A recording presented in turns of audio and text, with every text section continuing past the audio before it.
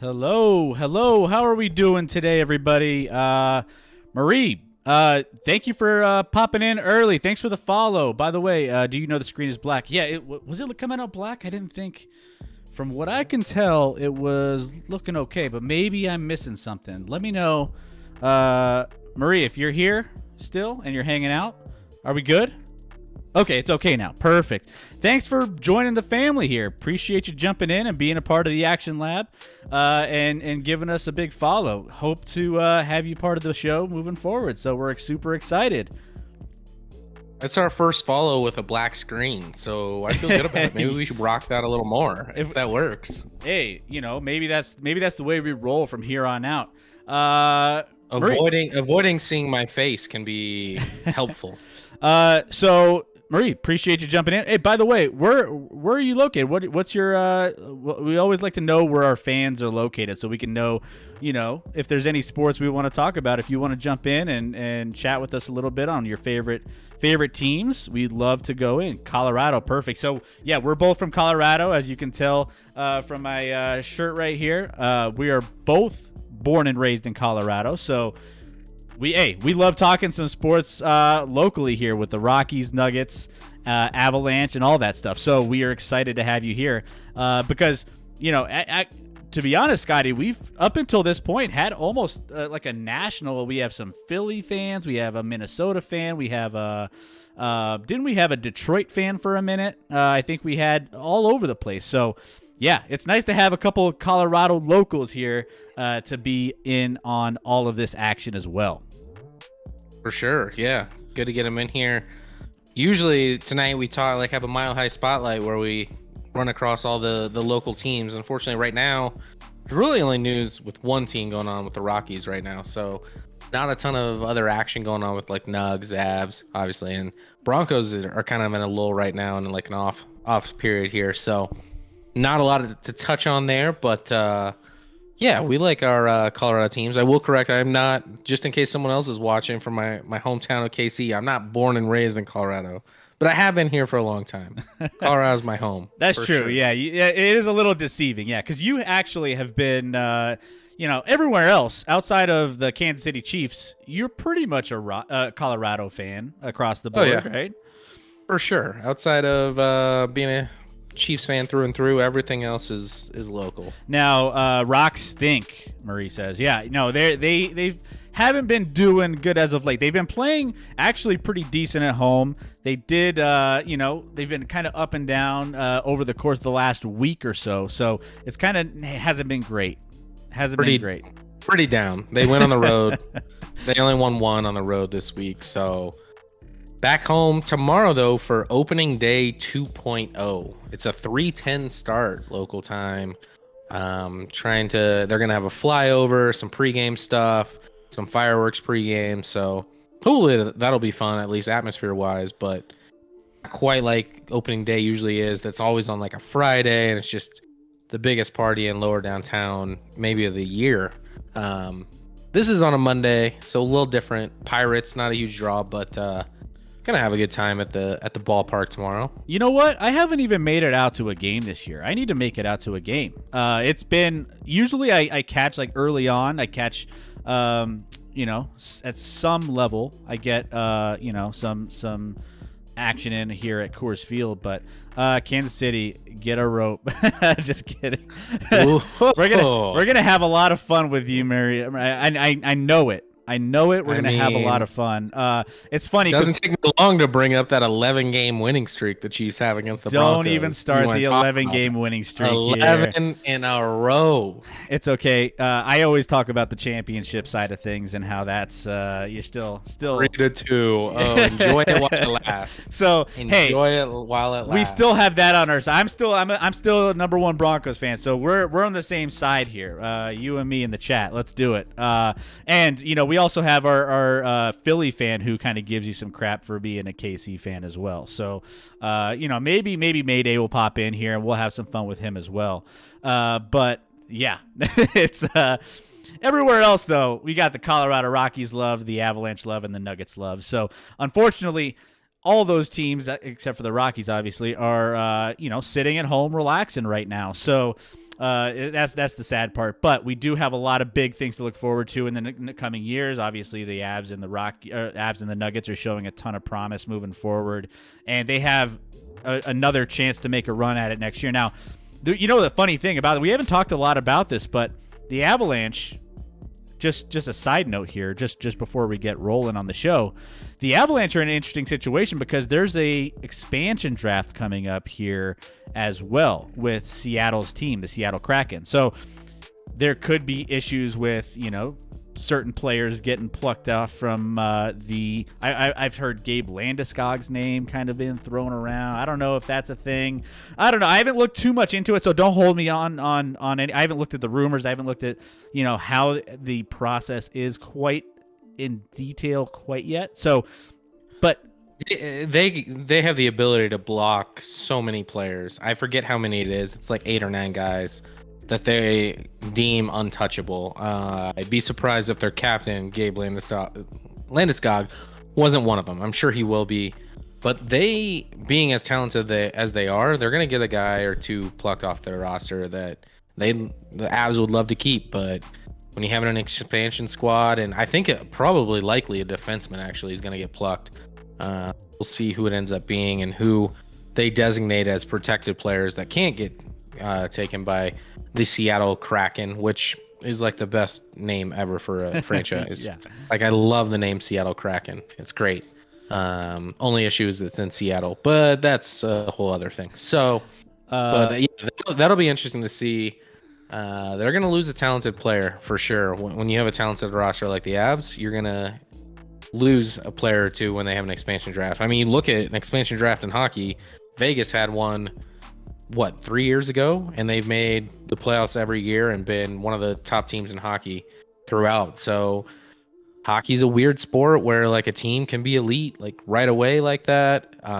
You can have a team like Montreal that we'll dive into, who's Montreal, not overly good at all in the regular season, and now all of a sudden is in the Stanley Cup Finals. So hockey's crazy like that. Marie went out and shared the feed. We really appreciate that, Marie. That means so much to us. Thank you so much. Hopefully we can continue to grow our Action Lab community, all of our lab rats out there. Make sure that we're having some more fun with more of you guys, because that's what makes us. We do this for you guys, and the more, the merrier. The bigger family we have, the better. We want to grow this community. So thank you so much, and hopefully we can get some more folks in the lab. They will save Landy, buy it to Kadri, and possibly Gru. Hey, I don't know. I don't know if they can afford to lose Gru. I think they're going to save Gru. Kadri obviously had the suspension throughout the playoffs, so... Yeah. That one they probably may not protect, but I don't know if he gets picked up just because he's more of like a vet. It'll depend on what the Kraken are looking for. Do you want, some young, cheap talent that can grow? But you probably have to pair that with some vets like Kadri that have some experience and can kind of show those young guys the way. So we'll see. It'll be interesting. Marie, what sport do you follow the most of all the sports? Which one's your go-to? Are you a big hockey, baseball, basketball? Let me know in the chat, because we have a lot to cover across all the spectrums. But let me know what's your favorite. Hockey, football. So Broncos, Avalanche, I'm guessing, are the two big ones there. That's awesome. Now, just wait till we get into NFL season. So in case in case you have other football fans that that love watching some streams and getting in on some sports talk, we have a huge we finished our NFL draft before, so we had a huge special on that. We had covered every single pick in the first round. It was absolutely spectacular, but we also get into a lot of NFL stuff once the season starts on that front as well. So just wait. The content gets even better once the NFL season starts. We're going to, by the way, Scotty, we haven't talked about this. I don't know. Where were you? We missed you. We missed you. The draft special was a lot of fun. We're going to do one for, I know it's not one of your top two, but you say you watch everything. I think we might do one for the NBA draft as well. So, yep, that should be fun as well. Yeah. By the way, how did you hear about the stream? Because obviously, we were on, various platforms. We multi-stream on Facebook, Twitch, and YouTube, but curious to see where you heard about the stream as well. Oh, friend, nice, awesome. See, word is spreading, word of mouth, Scotty. We're not quite the famous yet, but we'll get there. We got people sharing us around town, so hey, I'll take it. No, we really appreciate you jumping in. We actually have a new thing we're testing tonight, Marie, that no one else has seen. So even new to all of our normal Action Labbers that we're going to be busting out here shortly. We have our Wheel of Fortune when it comes to all of our sports topics that we're going to be covering today's show. So that'll be a lot of fun. But so just buckle up, Marie. You're here for a long haul, and we are excited that you're on this bandwagon with us, especially going into the NFL season. It's going to be a blast. So thank you so much. Scotty, any other storylines we want to talk about before we get in? I mean, it's Sunday here. We're getting people through the end of their weekend. We have a holiday weekend coming. We have 4th of July coming up. That's going to be we're going to have a big show on Wednesday previewing some things going over 4th of July weekend. Anything else you want to it's on your mind on this Sunday evening? Not a ton. I mean, we're going to dive into a lot of this, and obviously we're getting to the nitty-gritty with this postseason in the NBA and NHL. We'll dive into that. We're going to talk some soccer, football, as I like to call it, really, really well. My accent's on. Yeah, we're in the round of 16 for the Euros, so that's going to be Euro fun. 2020. Yep. I don't know, man. Like life-wise, I'm like fully focused at work now on focusing on All-Star game, along with being at full capacity. So it's going to be wild at Coors Field. It's going to be a couple crazy weeks leading up to it and that week. So I don't even know fully what to expect because I've never had to have one of these here. So it'll be a lot of fun to have it. Hopefully everything goes smooth. and it's not too stressful, and it's a good time. For everyone who's new, Scotty works for the Rockies, so he's all on the ins and outs of getting ready for the All-Star weekend and making sure everything's in place for that. So, hey, you're a busy man right now. There's a lot coming down the pipeline on that front. Yeah, and I don't really know what I don't know. It's gonna be there's a lot of things to place. She said, "Oh, I'm sorry. Hey, it's okay. We all know the Rockies aren't great. I've said they suck plenty of times on this show. So yeah, no, speak your mind. Obviously, the record reflects not a great performance out on the field. So we'll see what happens. But yes, I am employed by the Rockies, so I won't give you betting advice because I can't do that. I won't say anything like that. I'll tell you. Like, hey, the Rockies have won 6 road games. That's ridiculously bad. It's not good. It needs to be fixed. I don't know how to fix it, but it needs to be fixed quite a bit because that's embarrassing. I just wish we could have new owners is all. Yeah, no, here's the thing. We talked about this when they made those moves in the front office earlier on in the season that, it's one of those things where, sometimes you just need some fresh eyes in different positions in the front office, and pulling in some baseball guys and some IQs from outside of the organization instead of promoting within. We talked about this a little bit, right, Scott, about we just need some baseball minds in the front office. That's all. And I think once we get there, it takes some time, and it's just frustrating from a Rockies fan. Me being a Rockies fan, I want them to be good fast, and I just don't have the patience sometimes. I usually am a patient person, but with this, man, like, a couple of things. You're gonna need to be patient because I think it's gonna take a while. And 2, as far as external stuff, like when they Bridich resigned or mutually agreed to part ways or whatever that was, they had 3 front runners for the GM spot, and they hired Bill Schmidt, who's in charge of their scouting, and the other 2 front runners, Zach Wilson and John Wheel, have both already left the organization. So Zach Wilson this past week, and the week prior, I believe John Wheel. So 2 assistant GMs have decided to leave the organization since that point. So it almost seems like, and I don't know this, but the fact that they didn't get that interim GM job like they maybe sought after. And I know those 2 are close, and they were close with Bridich, where maybe Bill Schmidt's a little more like not on that team and not as close to them, like, being a little older, and these guys are younger guys that are kind of up and coming.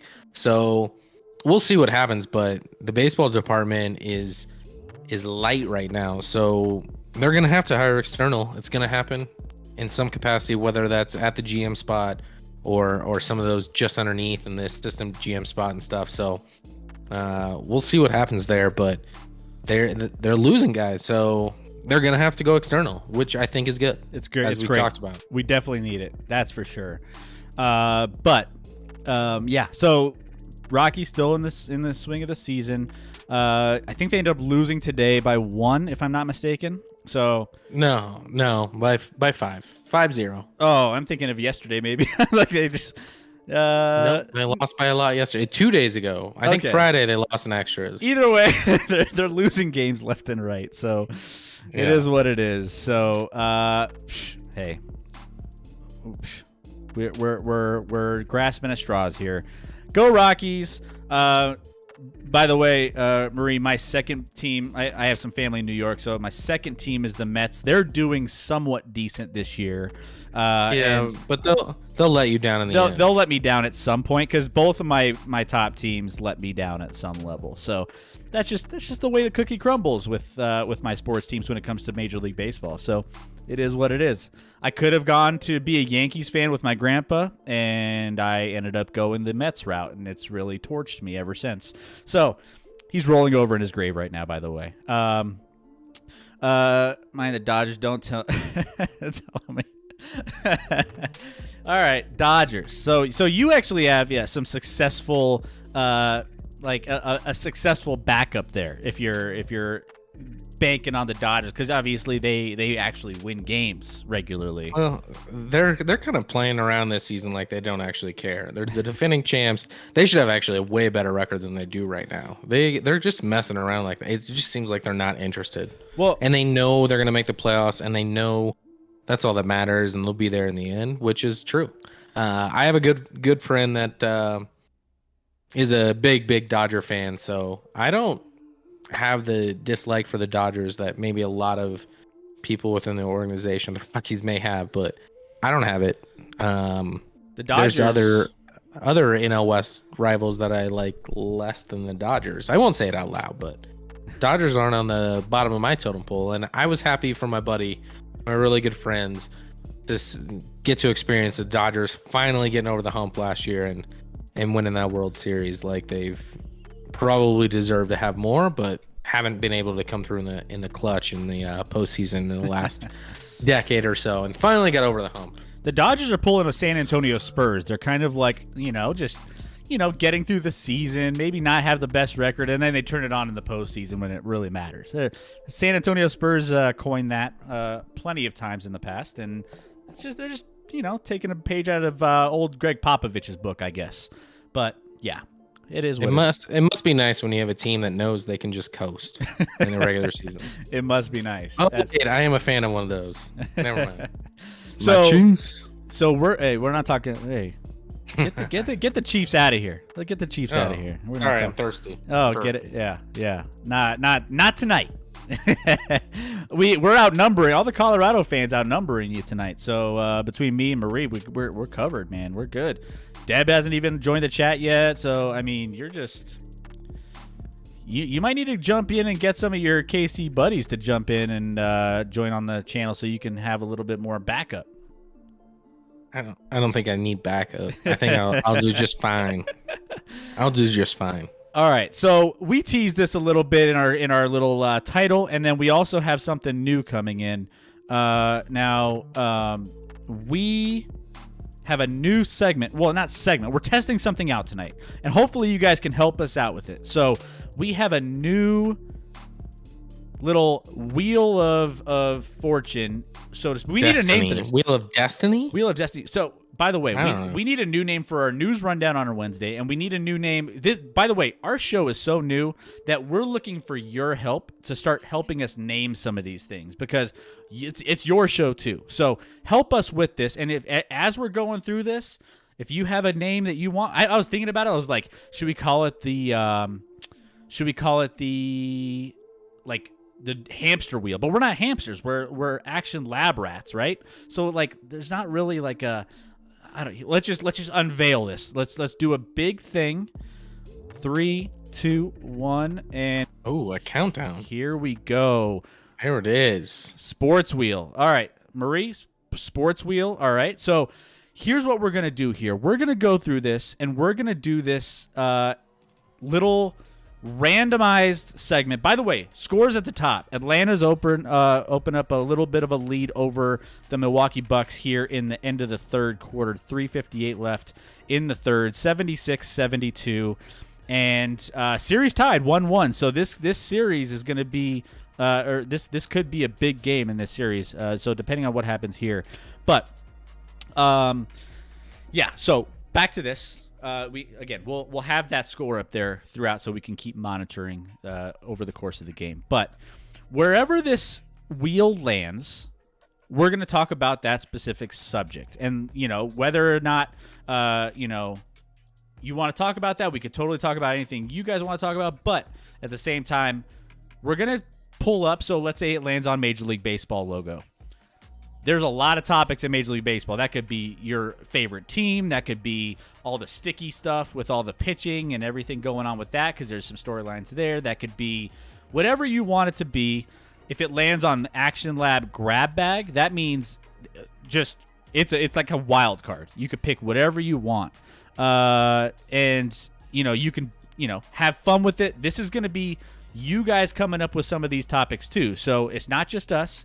We'll, on this first time around, this is new for us, so the first time around, we're going to throw out our topics. But if you have some, don't hesitate to throw it out there because we're going to talk everything you guys want to talk about. Ella Cola, that wheel is legit. Marie, shout out to Ella Cola in the chat. There we go. Boom. Introduce. See, everyone's getting along. It's a big happy family here. We love it. So, that's kind of how this is going to work.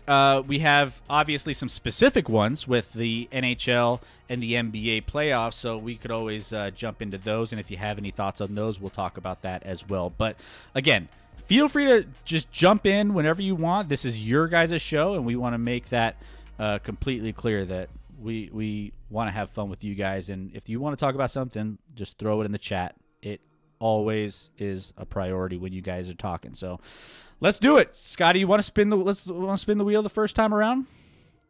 I mean, I don't think I have control over spinning it, so you do it. All right. Let's go. All right. First spin. I think we actually have some like fireworks and stuff that go off. Here we go. Let's spin it up. Let's see what we land on. Is it weird that I'm nervous? Is it weird that we land initially on our Action Lab grab bag right off the bat? Wow. Okay.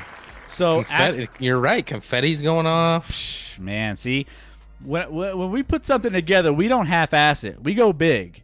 We go big. So Action Lab grab bag. So that means Marie, Ella Cola, whoever's in the chat, if you guys have something specific you guys want to talk about, throw it out there. Until you guys do, Scotty, what's one of your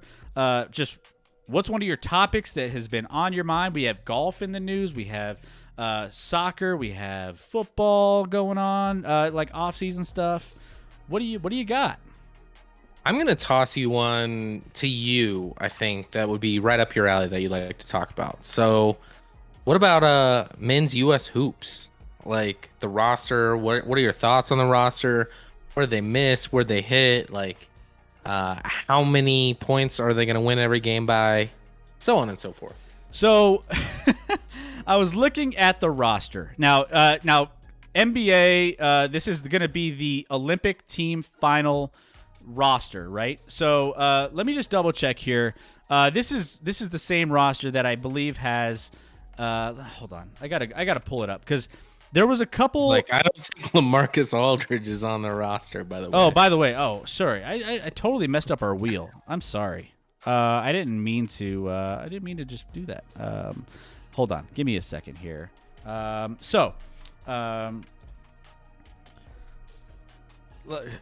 was one that really stood out to me that I was like, I don't know about that. And Kevin Love, by the way, I don't know how Kevin Love keeps making these rosters. But Kevin Love's on the team. And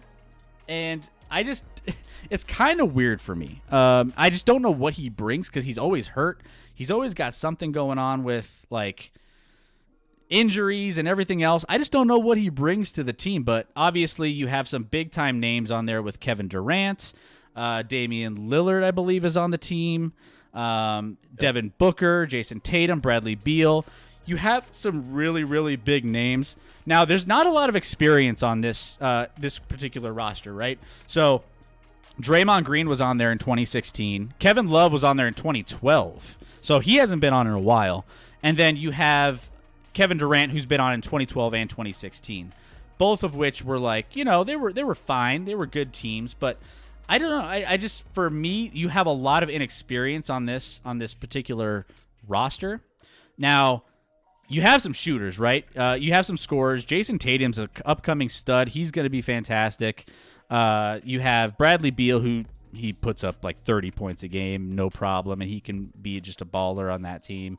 Kevin Durant by himself is a stud. Drew Holiday, Chris Middleton, both on the Bucks. They're currently playing tonight, and they are solid players to get this team through. I don't know. I just think these teams have been getting more underwhelming as the years have gone on. And I will say, if you were to take a look at this, you do have some top echelon players in the NBA, but, I mean, Jeremy Grant, ex-Nugget. Our boy Jeremy Grant makes the roster. And it's like, not to hate on Jeremy Grant, not to hate on, this particular roster in general, but I think it could be better.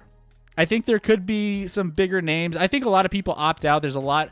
I mean, yeah, people say no, especially with the short seasons and everything else. Like the COVID thing has thrown off schedules for NBA players, and then you just throw this in the mix, and it kind of waters down, I think, what used to be. Remember when back in the day you had the dream team, you had every top player in the NBA literally going out there and just balling out, Jordan, Bird, everybody. You had every top player on those teams. And now it's built a little bit differently. But I do think they're going to be a very, very competitive team, if not winning it all.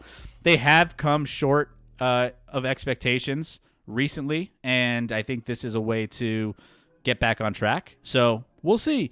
But they've been solid recently. They went through a hiatus where they were struggling, but recently national teams have done fine. The only thing this roster that's weird to me is you only have 3 bigs, and none of them are that big. Your 3 bigs are Kevin Love, Draymond Green, and Bam Adebayo.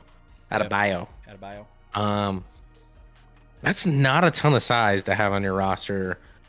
None of those guys I would look at, maybe Bam a little bit as a shot blocker, but none of them present like a shot blocking presence and like a beast in the inside that you can just throw it into. I know the international game's a little different. It's a little more spread out, which to me is why Kevin Love makes a little more sense, because he's that type of player that fits maybe even better on like an international scene than he does in the NBA itself.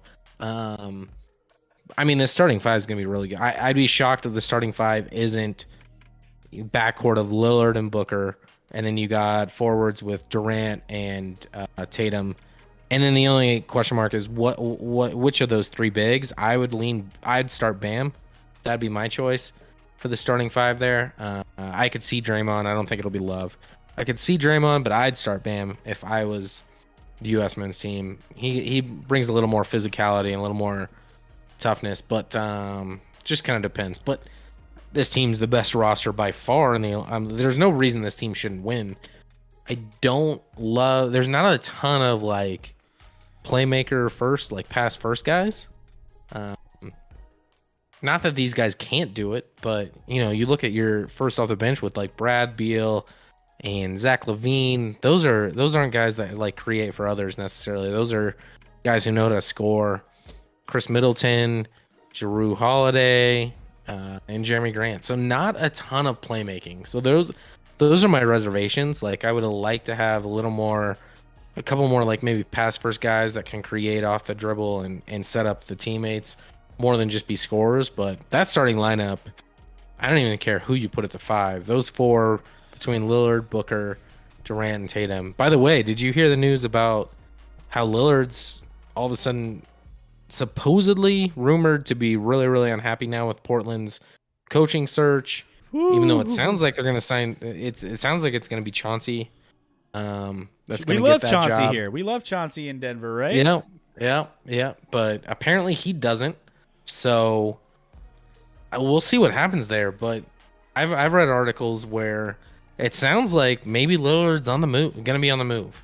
And it'll be really, really interesting to see where he goes, because I don't think I have a hard time believing he's going to get in a better situation, because they're going to trade him and they're going to want assets and they're going to want high draft picks.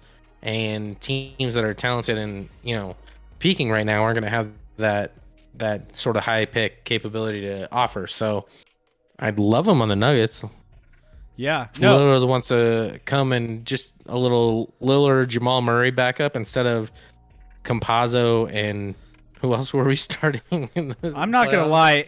If we don't have to deal, if the Nuggets don't have to deal with Damian Lillard all season long, I wouldn't hate that. That would be, I mean, can you imagine? I don't know where he would want to go. I know there are some teams that will put up a nice little package for him, but man, how the pendulum has swung in Portland. All of a sudden, they went from being a top team in the division and also the West to potentially being a lottery team from here on out. Because it wasn't working with that squad the way it was built. I mean, you had Damian Lillard and CJ McCollum didn't really gel towards the end of the season. So I mean, it just they weren't great on the court together as much as they have been in the past. So it was just kind of a strange one here. But yeah, Marie in chat, so proud of Chauncey. Good for him. Lillard can go cry. Yeah, I I really wanted Chauncey to get a chance too. Like Chauncey's been kind of in the mix with some like GM roles and some front office roles with teams and some coaching roles, and he just hasn't really like come out on top on any of those searches. Yeah, but it's still moved pretty quick. Him to get a head coaching job this quick is pretty fast for any player. So we'll see how he does. I mean, I don't have doubts that he can be a good coach. Maybe he'll have a rebuild there. It sounds like Lillard doesn't really want a rookie coach. He doesn't want a new coach, regardless of who. It's not necessarily about Chauncey, but he doesn't want a new rookie coach that doesn't have experience. I would argue that Chauncey has a lot of experience in winning championships. Did it, obviously, with Detroit. Unfortunately, not here in Denver, but I don't know. It'll be fun to watch that team if they do blow it up. I mean, they've made the playoffs 7 of the last 8 years, but they've only advanced past the first round one of those seasons. Yep. Where they did make the Western Conference Finals. Every other year, they were one and done. So they got to do something. They got to blow it up. It's weird because a year or two ago, Lillard was talking about how, he wants to play his whole career in Portland.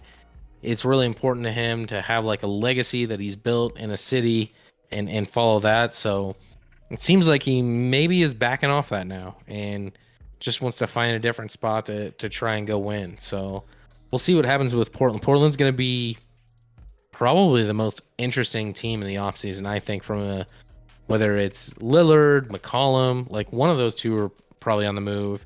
And who else knows? Nurkic was talking about like, well, I'll be back if it's the right fit. Like he wasn't overly convincing that he's going to be back. So they could blow it off. They could do a Oklahoma City and just blow it all up. Yeah, and take a look at this division though. So let's say he leaves a division. Let's say we don't have anybody. Let's say Lillard's out. That leaves Utah and Denver as the top 2 in this division because Portland's going to drop. Minnesota still isn't in a good place to where they're going to make a big leap from what anybody can tell at this point. Oklahoma City's made some moves, and they have a lot of young talent on that team, and they're making some changes there, so that's fantastic. So they're going to – I mean, honestly, I could see Oklahoma City being the number 3 in this division next year behind the Nuggets and the Utah Jazz, just leapfrogging both those franchises. So it's going to be interesting. We had our European fan jump in last time, and he was talking about the Oklahoma City Thunder and what we thought they were going to do. If they move Lillard, all of a sudden Oklahoma City's right in the mix with the top 2 in this division. They got the capital to make a move like that. So I don't know. It'll be interesting to see, but I'm not watching this game. Trey's hurt? Did Trae Young just go down? Oh, that changes this. Marie, was it a big injury? Let us know. I haven't really been keeping tabs on the side here as much as I need to, but yeah, let me know what the deal is. Is it what kind of injury that is? Foot, see if ankle? my Twitter doc can provide something. Scotty's got the best Twitter doc on the internet right here, so we'll find out. And it's a close game still. End of 3, 85-83, and yeah, this could be a series-changing injury if it's big enough. Because obviously we've seen injuries to big-time players all through the playoffs and even leading into the playoffs. So, man, can you imagine one more major injury to a big-time player on any of these teams? Kawhi's dropped out. I mean, top to bottom, man. Like, the Suns have done it, but done it the right way because they haven't got hurt at this point. Same thing with the Bucks. But this is going to be, depending on his injury, the Bucks could be it for this series. Nothing from my Twitter doc. Looks like an ankle. Looks like he just, and it was super weird. It was like, he was just trying to cut to go back down the court after actually he threw a bad pass and a turnover. Went down with an ankle. So, I mean, an ankle isn't something you can just, depending on how badly you turn that, like even if it's not broken, a bad high ankle sprain would leave him done. I mean, we saw what that did to Kyrie Irving in the with the Nets in that last series. So I mean, you don't want to see Trae Young, who's been. I've always had Trae Young, and everyone, people have kind of been like, Trae Young's just. I mean, he's really good, but he's not great. And I'm like, let's hold on here. And he's proving throughout these playoffs, like, he's the guy. This is his first time in the postseason. He's a dude, and he's a stud. I actually saw. I don't know if you saw how Nick Wright was comparing the '84 draft to the draft that had Trae Young a couple years ago, along with Luka and DeAndre Ayton that went 1, and when players were picked, like DeAndre Ayton, the big, went 1, in '84 that was Hakeem Olajuwon. The 2 pick was a bust. It was Marvin Bagley here, and Bowie, I think, in '84, and Jordan went 3, and Luka went 3. So there's a lot of comparisons, and then he talked about Trae Young, who I think went 5 in that draft. So people forget, though, Atlanta actually had the 3rd pick in that draft and selected Luka, but it was a draft day trade with Dallas to trade Luka, and they got Trae Young in return, and I don't even remember what else they got. Obviously, they got more than just Trae Young, but everyone's like, "Oh, how do you pass on Luka?" But Trae Young's no joke. So hopefully he can get it taped up. He can come back, because I mean, Eastern Conference Finals without Trae Young is going to be pretty ugly to watch, honestly. Yeah, it's not going to be great. And Trae Young, I mean, in this game, he's got 32, I believe, at this point in this so far. 31 minutes, 32 points, and he's just been unbelievable. On the other end, you have Giannis just going off too. Giannis is having a big game. 28 points, 11 rebounds so far, and we still got plenty of time. We still got the fourth quarter. Middleton's 18 points, 8 rebounds, 7 assists. He could be in triple-double territory here soon. And then Brook Lopez, 10 points just from that center role, which, he's kind of been up and down throughout the course of every series so far. But, yeah, interesting. By the way, in the chat, we have a lot of chattering going on. Love everyone mixing it up in the chat. Talking a little bit about Suns here. Suns look tired. Damn Suns. So not a lot of love for the Suns here in this playoffs. Which I don't know. I feel like I don't know if I'm so indifferent now with the Western Conference side of things. I don't want the Clippers to win, but I'm not a big fan of the Suns either. And I'm just like, of the two, like the lesser of the two evils might be the Suns, because I mean, I don't know. I just don't know how I feel. Like, this is such a weird year for the playoffs, man. I'm glad. All I know is I'm glad the Utah Jazz aren't winning anything before the Nuggets do. As long as that's done and out of the way, I'm happy. I've never met a human being that hates the Utah Jazz more than you do. I can't stand the Jazz, man. Like the Lakers and the Jazz. I think the Jazz have creeped their way into my most hated NBA teams at this point.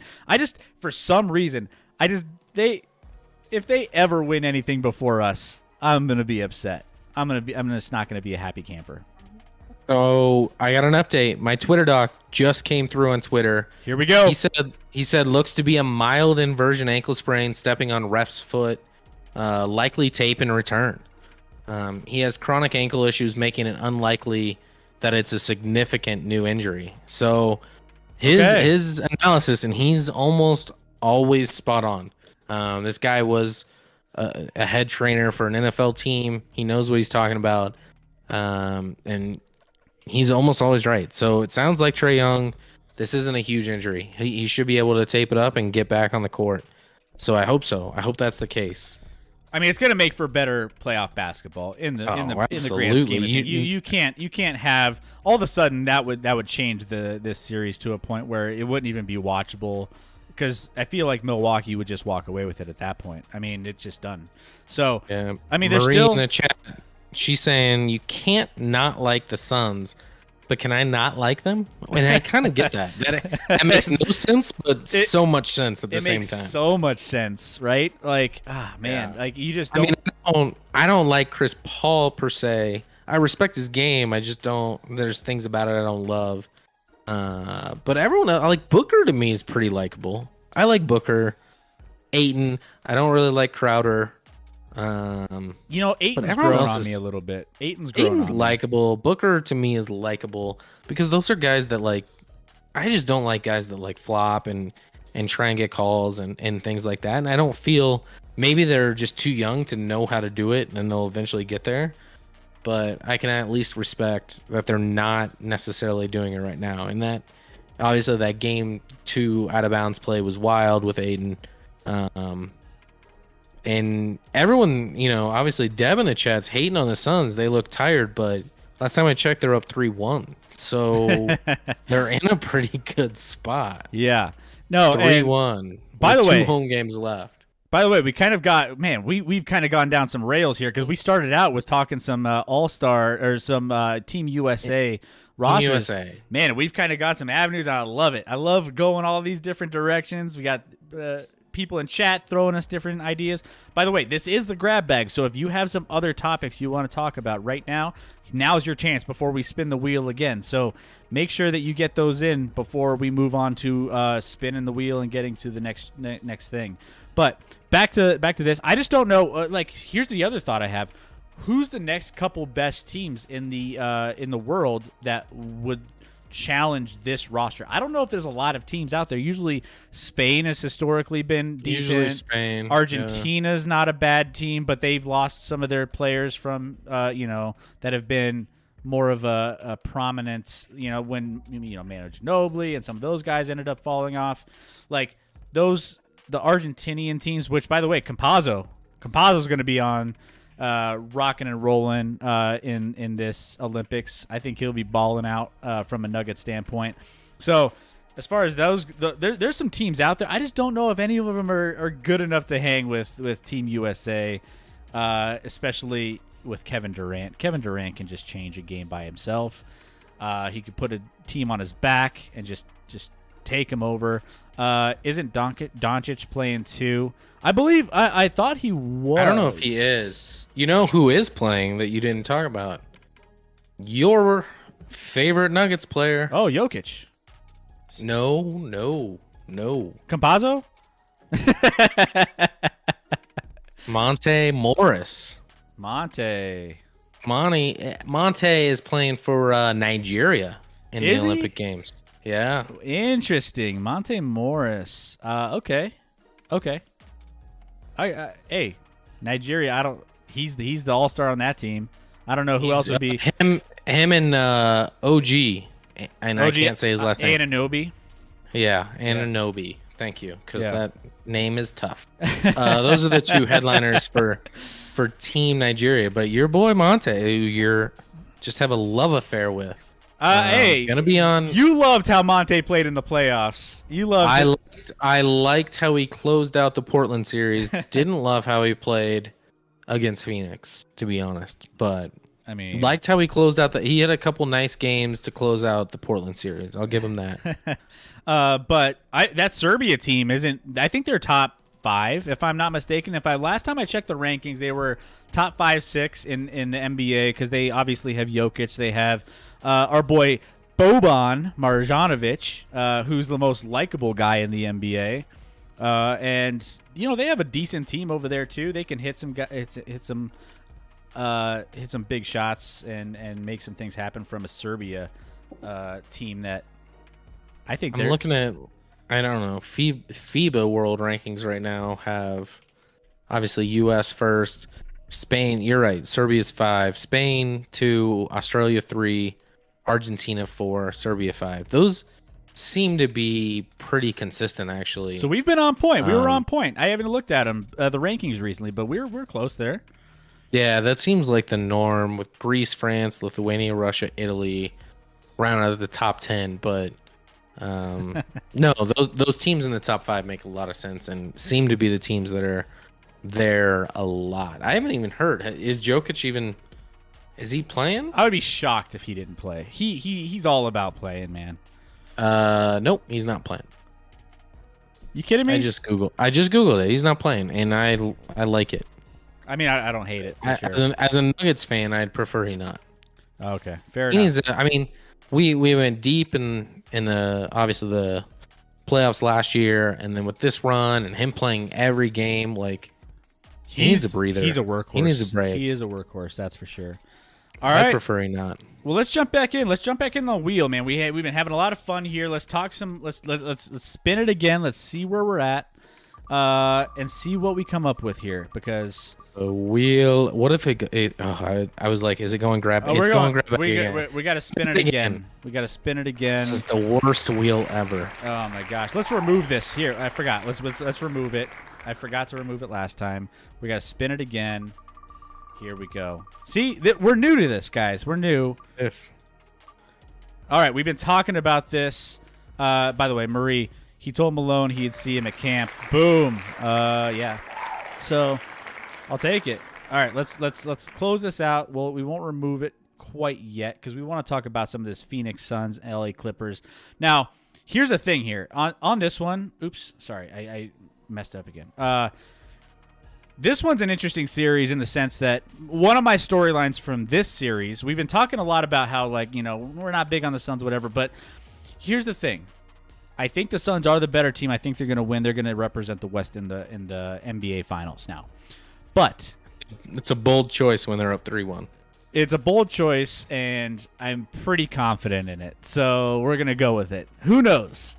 But Paul George is this. I still think he is the story of this, because, like, for some reason I just don't know if Paul George, the more and more I watch him play, the more and more I'm just like, this guy is not, like, have you guys seen, I don't know if you guys are on the Twitter, Twitch, or I mean not Twitch, TikTok, and all the memes where there's that meme of, hey buddy, you're not that guy, it's like spreading like wildfire. I've seen it a few times. Maybe you guys haven't. Maybe you guys, it's like something that's kind of a new social media thing that's popping up. But that's how I feel about Paul George nowadays is, hey, buddy, you're not that guy. You're not the guy that is the leader that's going to take a team to the promised land. Kawhi is the guy on that team, obviously. Now, we've seen in this that he hasn't been as clutch as you need him to be. He's missing shots left and right that he should probably hit. There's some open shots the other night that he was missing that I was like, you can't miss these, man. Like, if you're taking over this team and you're going to be the go-to guy on this team, you got to be that guy. And he just hasn't been able to get in a rhythm, or, I mean, playoff P, pandemic P. I just don't see the consistency from him. And this is not just this playoffs. This is last year. It's previous playoff runs. He just isn't the guy.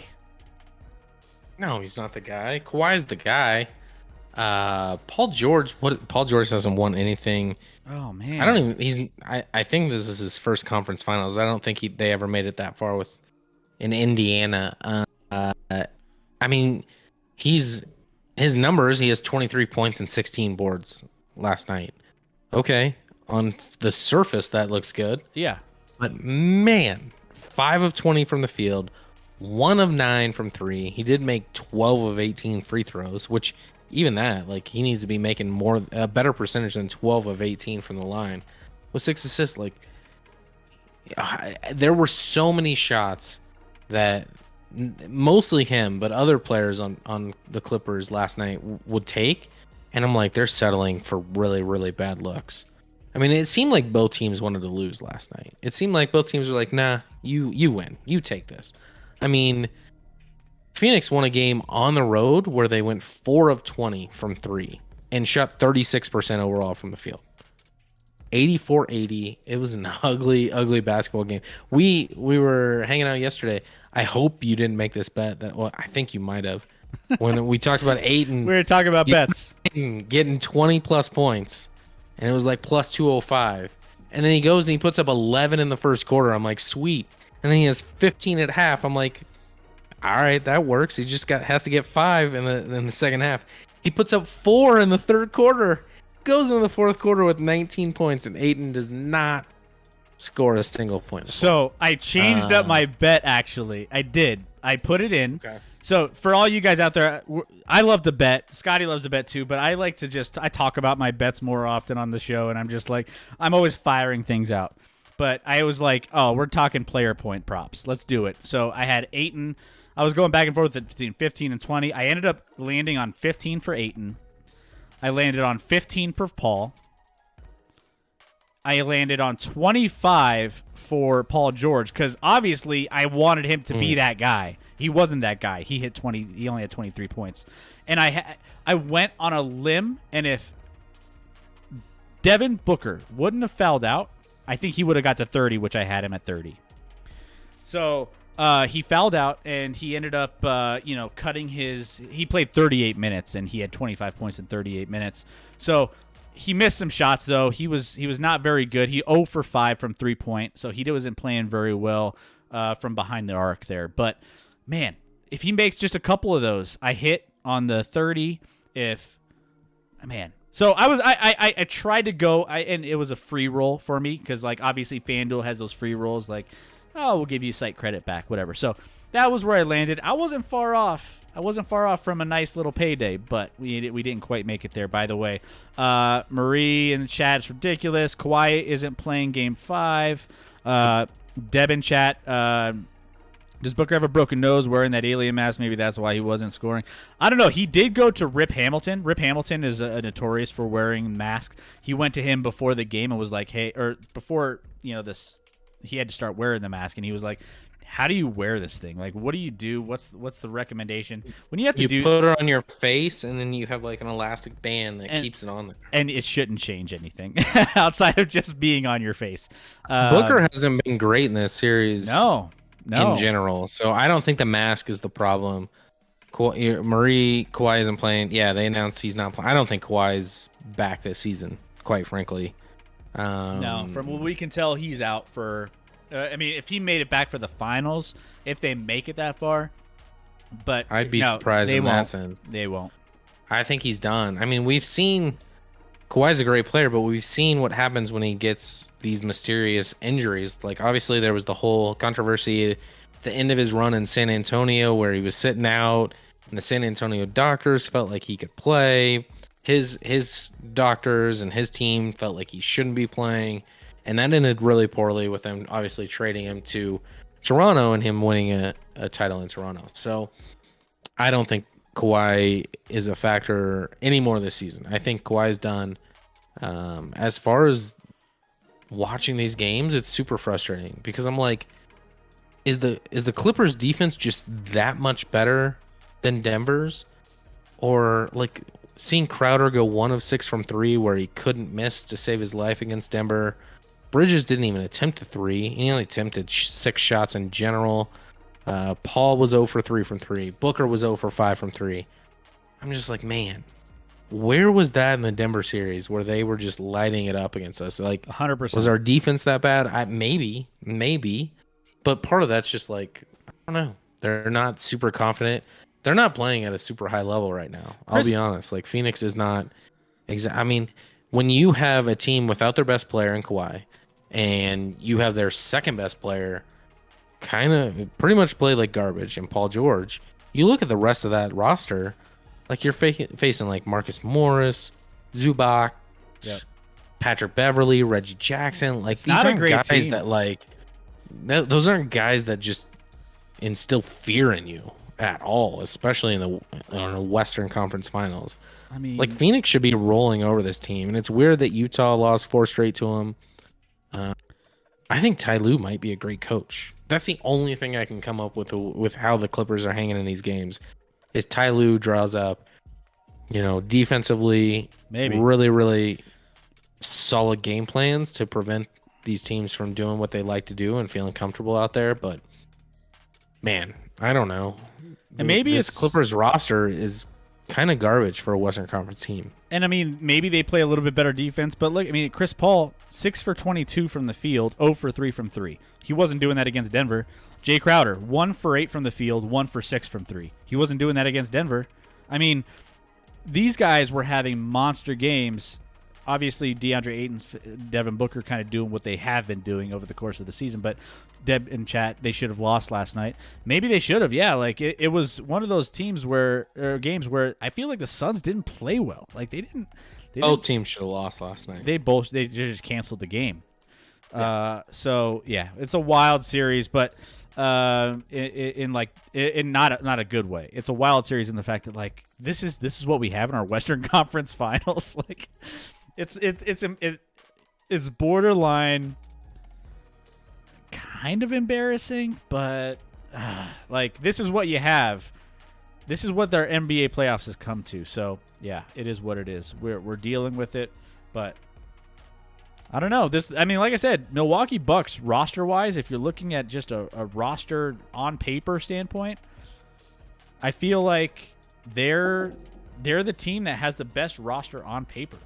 By the way, breaking news. By the way, we need to get a breaking news like thing. Chauncey Billups has reached an agreement on a 5-year deal to become the new coach of the Portland Trail Blazers. Yep. It is official, guys. Chauncey Billups is an NBA head coach finally, and he will be coaching the Trail Blazers on a 5-year deal. Congrats, the big Chaunce. Hey, he's a Denver kid. Came out of Denver, went to George Washington High School here locally. Man, what update there. He's been looking for this for a while, and he finally got there. Yeah, no, good for him. Like, obviously, he's the like crown jewel of Colorado basketball, right? He's it. We're not exactly like a hotbed for talented basketball players when it comes to the NBA, but Chauncey's it. And now he's got the head coaching job. We'll see. Obviously, we talked about what that roster will look like, whether he has the pieces like Lillard or McCollum or Nurkic there or not. But regardless, he's got a gig, and we'll see how he can be as a head coach. Obviously, I mean, I always felt like, especially when he was his last run in Denver, he was kind of a coach on the court in general. Like, his athleticism wasn't what it used to be. He was kind of struggling in that respect, but he knew how to play the game. So I hope everything works out great. Makes me like Portland a little more than I ever have. Now that Chauncey's there, but we'll see.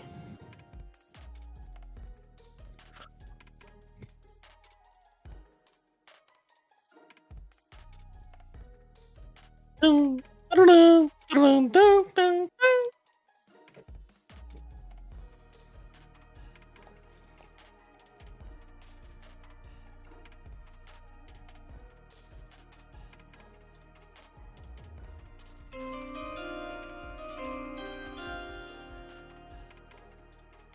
Oh, I thought you were gonna. Oh, I didn't hear it. Did you play it? Oh, yeah. I was like sitting here waiting for it. I'm like, are you gonna play it or?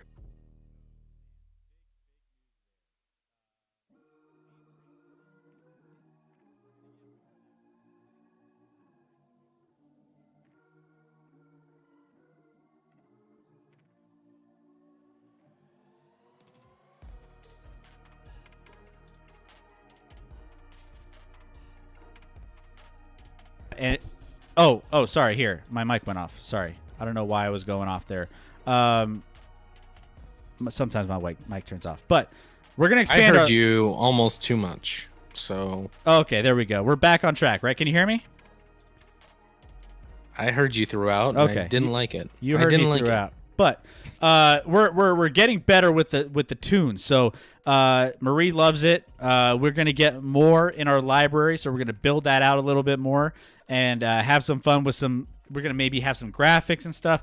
Hey, we're growing week by week, so we're gonna make it happen. By the way, the Milwaukee Bucks up 5 here in the fourth, so that Trae Young injury is starting to come into play a little bit. Maybe it's starting to get that separation. 7 points now, 2:43 left in the fourth. It's starting to come down to the wire, so we'll see what happens here.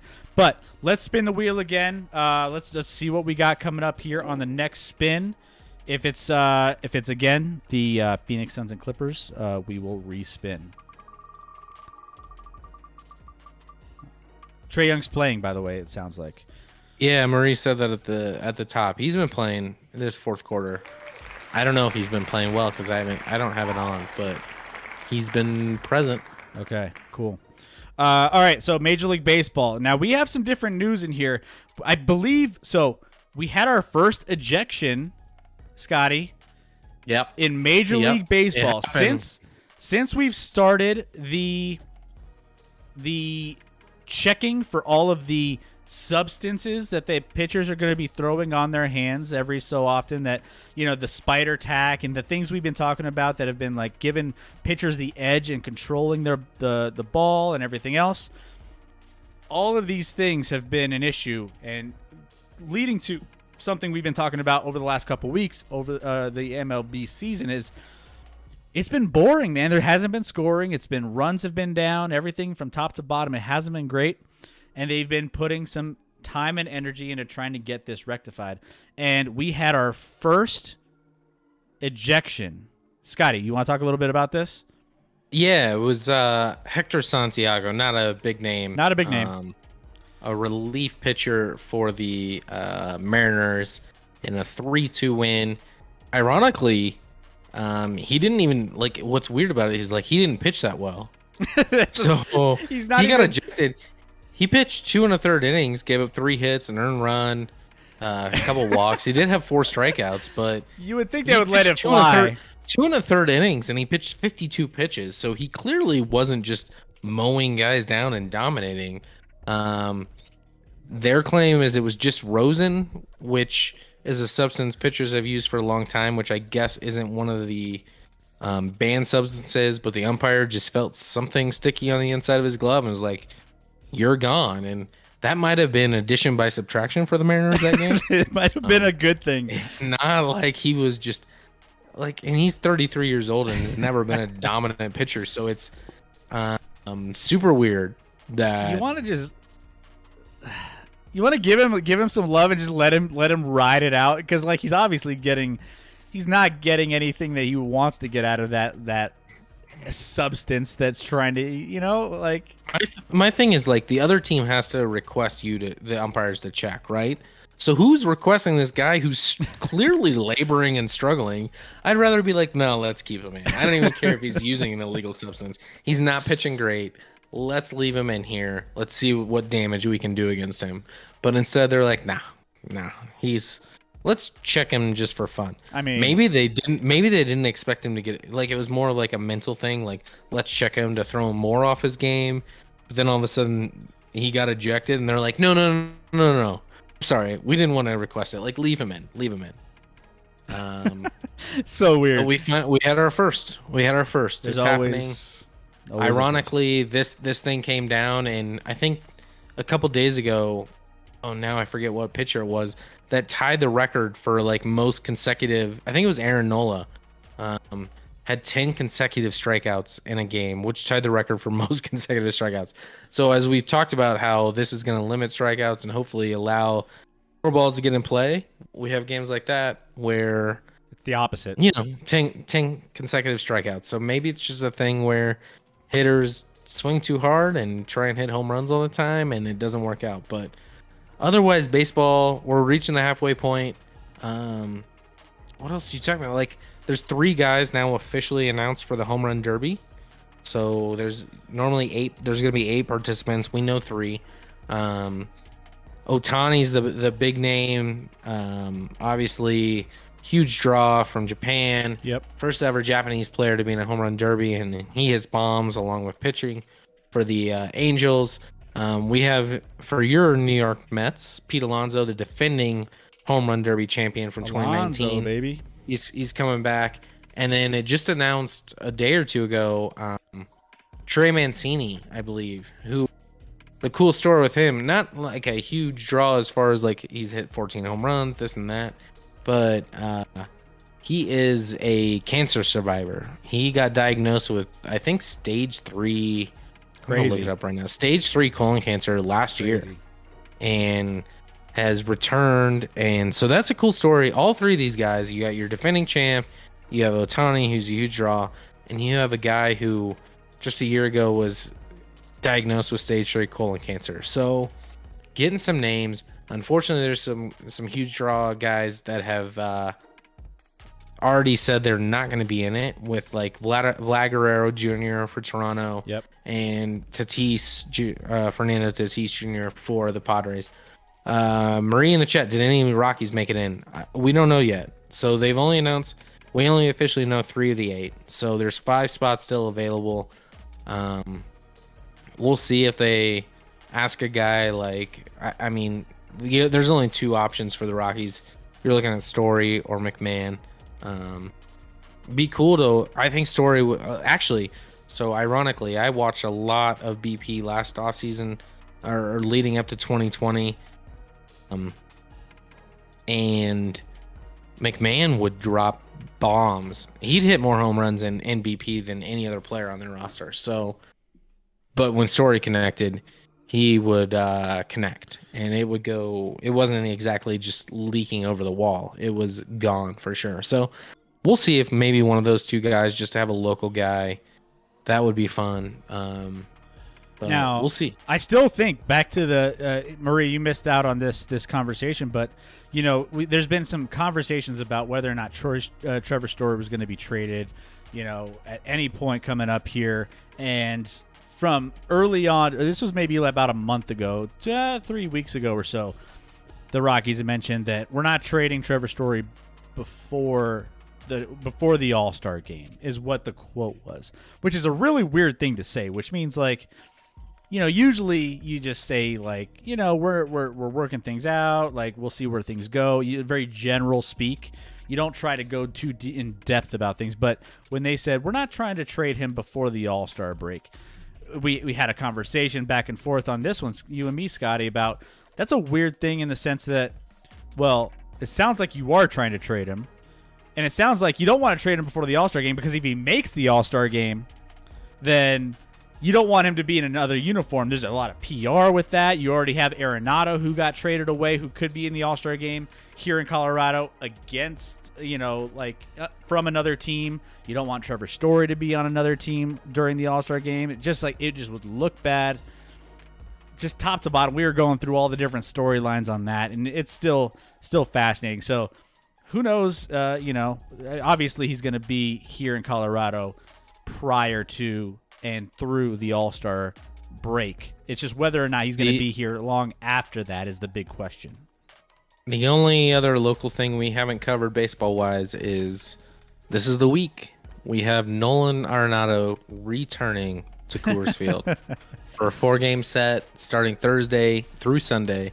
2 of those games being firework games. So here we are. I've heard a lot of fans be like, I will never, now that you've traded Arenado, never go to another game, but I'll go when Arenado's back. So we'll see how he does. And it'll be really interesting to see the reception he gets in Colorado. I'm curious. Like, does he get a standing O? Does he get booed? Do people just kind of like do nothing?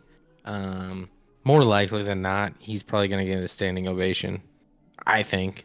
I mean, I'd be surprised if he doesn't. I have different thoughts on that than most of the fan base. I'm gonna say you're pro Rockies across the board, and you're the most against Arenado. I think more so than I think the average Rocky fan, just based off of how he handled things. I think I know a little more background stuff, even before he was traded. A little more background stuff, which if people.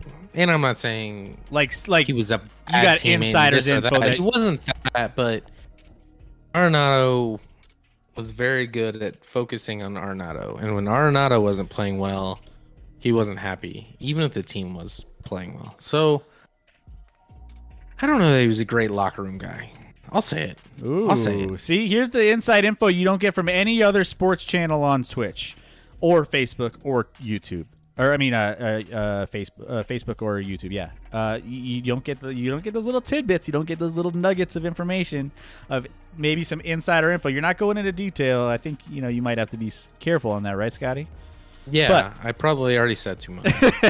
But here you go. You got the juice to just get your mind rolling with it. Marie in chat, I'll have to read up on that. Thank you. Yeah, no, we'd like to hit you with all the best info. Now, I hope we're decent and clap him. Yeah. No. Yeah. I think he'll get a round of applause. I'll be very surprised if he doesn't.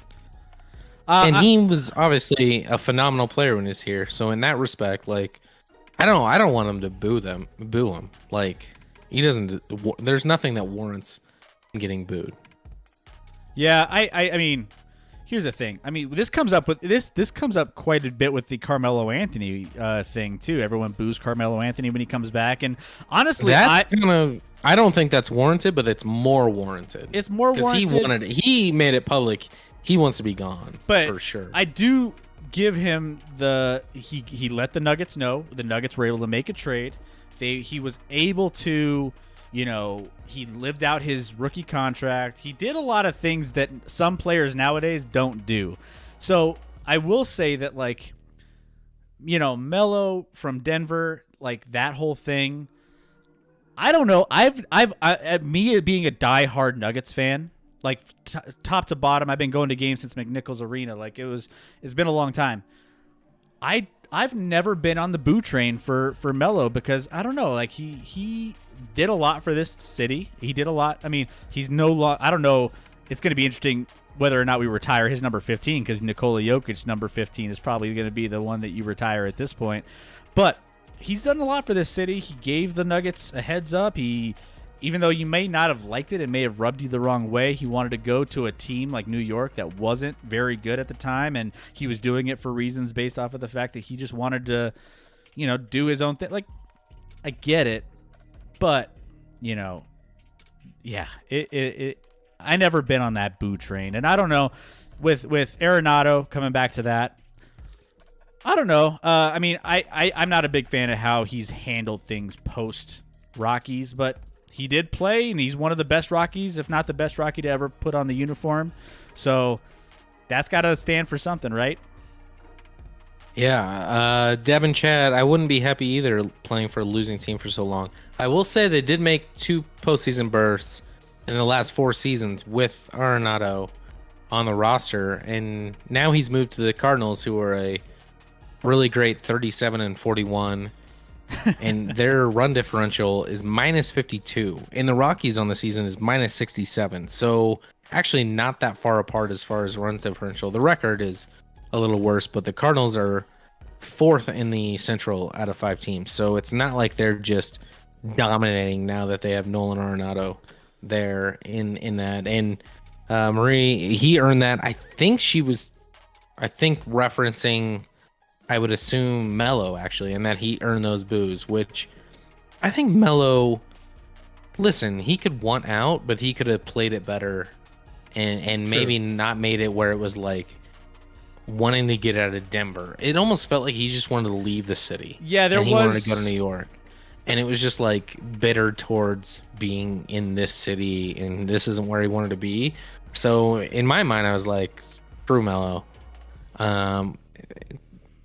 We had one really, really good chance to win a title with Melo, and we kind of choked against the Lakers in that Western Conference Finals. Kobe. That team was really, really good, and I won't ever forget an out of bounds play with, I can't even remember who our backup point guard was that was entering the ball, but he's out of Hawaii. He went to college at Hawaii, and he was my least favorite player in the world. And I was actually famous with Rachel's grandpa of telling him, who RIP, rest in peace. I told him I could beat that guy 1-on-1. I told him, and he's like, "Oh, that's a guy you could beat." I'm trying to remember who that is now. Yeah, I can't remember. Deb in chat, you were at Madison Square Garden. So I was at that famous draft. So the 2003 NBA draft, I was in Madison Square Garden when Melo, LeBron, Chris Bosh, Dwayne Wade, that whole group of players that came into the league all at once. I was at that draft. It was one of the most incredible drafts. I actually ended up LeBron James dropped his pen, and I picked it up, and I never gave it back. And I don't even know where that pen's at anymore. It doesn't really matter. But I saw those guys get drafted. That was when the Nuggets made their change to the powder blues, and I had the draft hat on, and I was sitting in the stands. It was amazing. It was so much fun. I did not know you were at that draft. I was at that draft. I had a NBA draft lottery party with my friends. And actually earlier that day we were so hyped. We were doing mock draft lotteries where we were just drawing out of a hat. And I just remember that lottery, we were tied with Cleveland for the top odds for the number 1 pick, and we had LeBron, Melo there.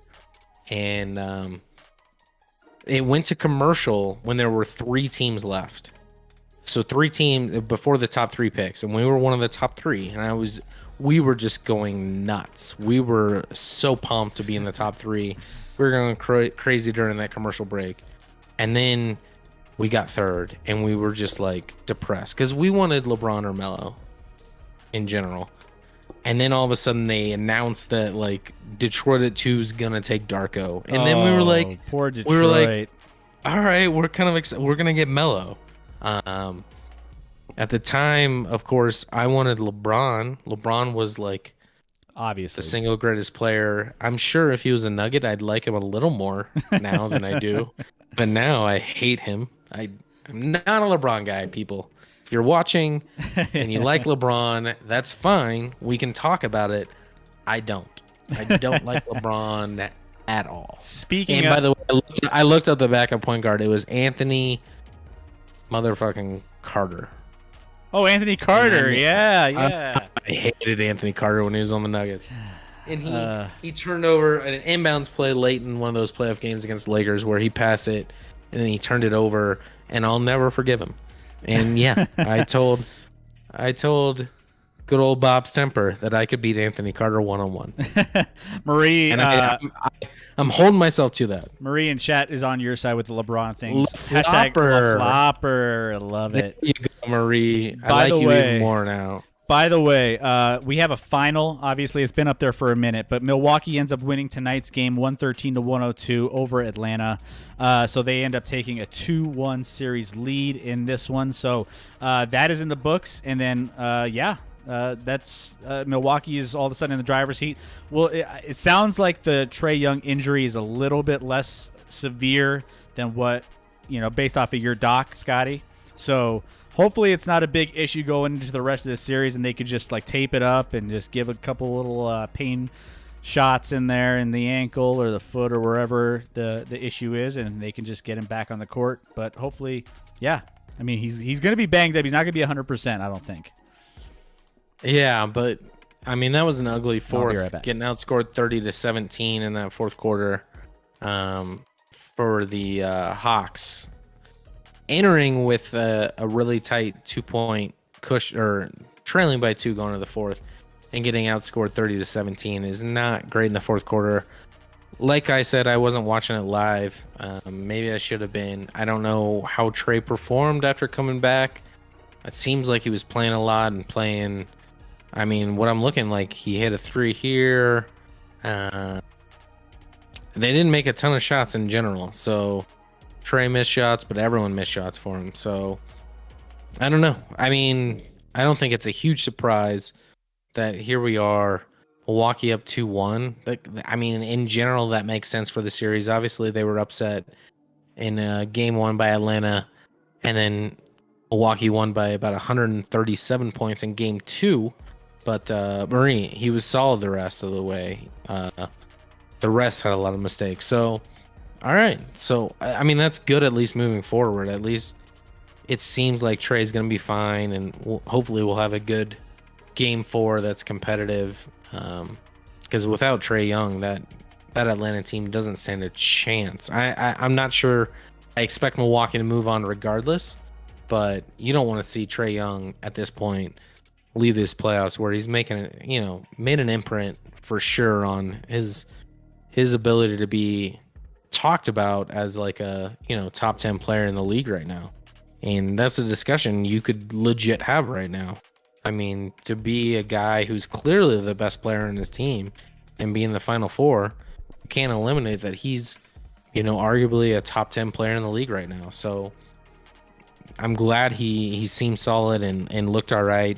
Obviously, adrenaline runs a little bit of that, so hopefully, he gets some medical attention, which I'm sure he will, as the wheel is going. Sorry, I accidentally clicked it, and we're just off and running with it. So I jumped the gun there. Sorry, misclick.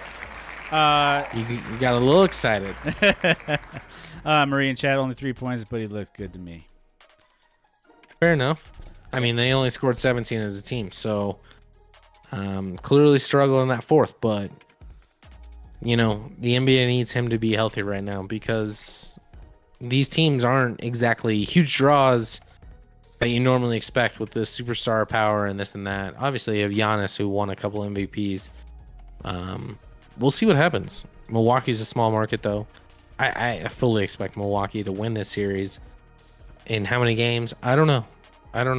Atlanta's actually a crazy good home team, so it would not shock me if Atlanta wins Game 4. Honestly, I would love to see the line for Game 4 because I know Milwaukee will be favored in Game 4, and I would lay money on Atlanta, likely, depending on what that line is. Yeah, I think it depends on, obviously if Trae Young feels good jumping off that foot, I think there's still always a chance. If he doesn't feel good and you can see it early on in that next game, I think they're in a lot of trouble the rest of the series. If they I think at that point, if he's that hurt, I think this goes 6 games max, and that's it. I think Milwaukee's going to outlast this based off of just durability, based off of just the roster that they've built. And this injury slows down Atlanta a little bit more when they can't afford that right now. So I think that's where we're at here. But, switching over, we just spun the wheel. We landed on the Tampa Bay and Montreal Canadiens. Now, this is another one that we were talking about that, man, you have a couple in this one. Marie, it's hockey time. We better be going for the Habs in this one. Yeah, so I think everybody is going for Montreal at this point. Yeah. So earlier on, Marie, in previous, we picked the Islanders to go pretty much to the end and play in the Stanley Cup Finals, right, Scotty? If I'm remembering correctly. Close to that. I mean, we had them going on a long run. We had them on the Final Four. After the Avs lost, we adopted the Islanders, which was pretty much their kiss of death. So maybe we should just cheer for Tampa at this point to ensure that the Montreal Canadiens. I mean, when was the last time a Canadian team actually won the Stanley Cup? It's been a long time. We're the kiss of death. So Islanders fought hard. All right. Let's all settle down. They went to a Game 7. Game 7 only lost by a goal, I think, in Game 7. It was a battle throughout. Yeah. I mean, we're all shocked. I mean, the odds you could have got on Montreal. Oh, my gosh. The bettors right now? Montreal. Can you imagine? Montreal had the 18th best record in the NHL in the regular season. Can you imagine in any other sport? No other sport that plays a 7-game series like this, like a team that has the 18th best record making the finals of whatever they're like. It's insane. Like the 18th best team in basketball is complete garbage. They get swept by a lot of teams in the playoffs. Yeah. So it's just and we've talked about this, how anything's possible in hockey, especially. Just get in and make it happen. And they're doing that. And they obviously beat a Vegas team that embarrassed our Avs for a little bit there. Won 4 straight against our Avs after being down 2-0. It's mind-blowing to me. I'd like to think if the Avs would have just manned the fuck up and beat Vegas like they should have, they would have dominated this Montreal team. Because we're a very different team than Vegas as far as style. So I think I think Avs would have rolled over Montreal, but who knows? It would have been different series for sure. Absolutely. We have a Tampa team that won last year and then had a football team that just won. We don't need more Tampa championships at all. No. So let's give the Canadians a little love, Montreal a little love. They might be the last Canadian team actually to win it, and that would be like a Patrick Waugh thing. I'm gonna look it up right now. Yeah, I for some reason Montreal, like the two best teams arguably in the NHL, and statistically very true that the two best teams in the NHL are out. That's Vegas and Colorado, and it's just mind blowing to me that you throw in the Montreal Canadiens in there, who we didn't even have coming out of their own little round robin in the beginning where they were they were the 4 seed out of their own little bracket, and we had Toronto coming out of that one. We had them the bar none favorite to get out of their little corner of the bracket. I was probably more confident in Toronto leaving that Canadian region than any other pick. Yep. And sure enough, Montreal dominated them. I did just look it up. Canada, in general, Canadian teams are on a 28-year drought as far as winning the Stanley Cup championship.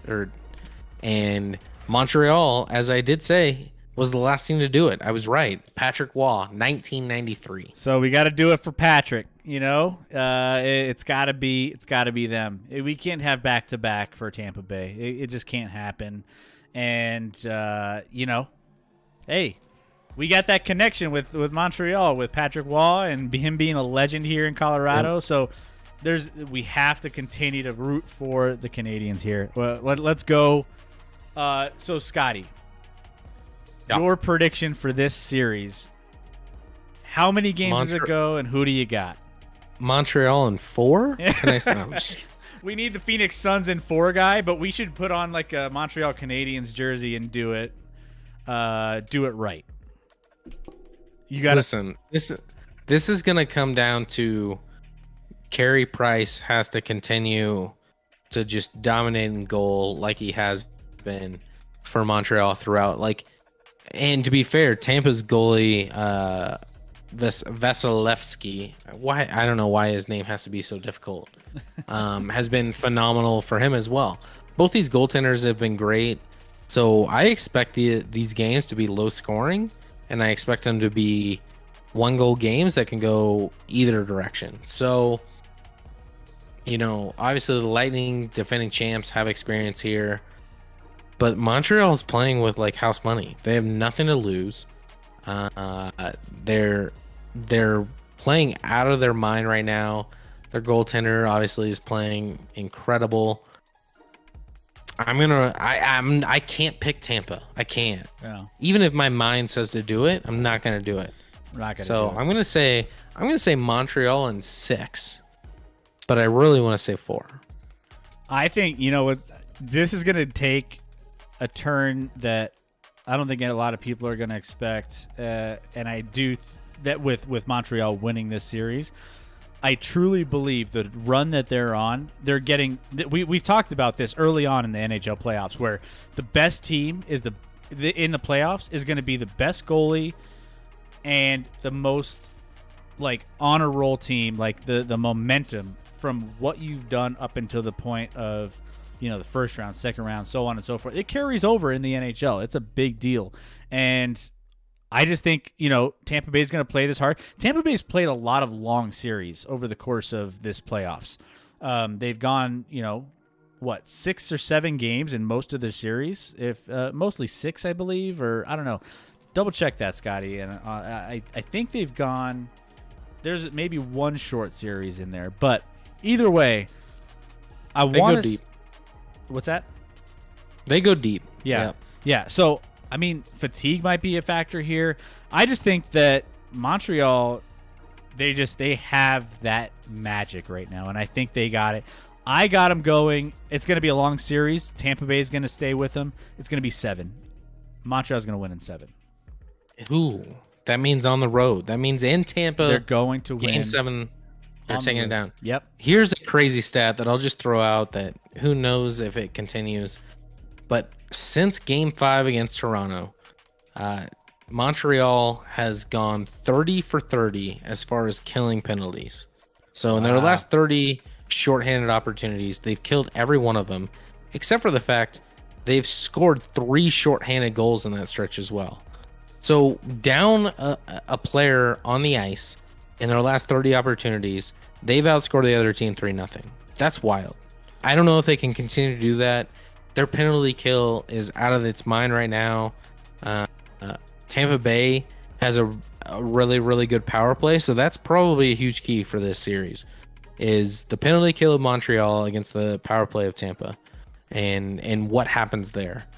I like to take the defense and the team that's hot at killing penalties. I think that carries more than a hot offensive team, especially when you get matchups to where you just, I don't know. Obviously, Montreal's doing something physicality wise and getting teams uncomfortable, because the Avs certainly didn't have that success against Vegas on the power play when they were shorthanded. So I don't know.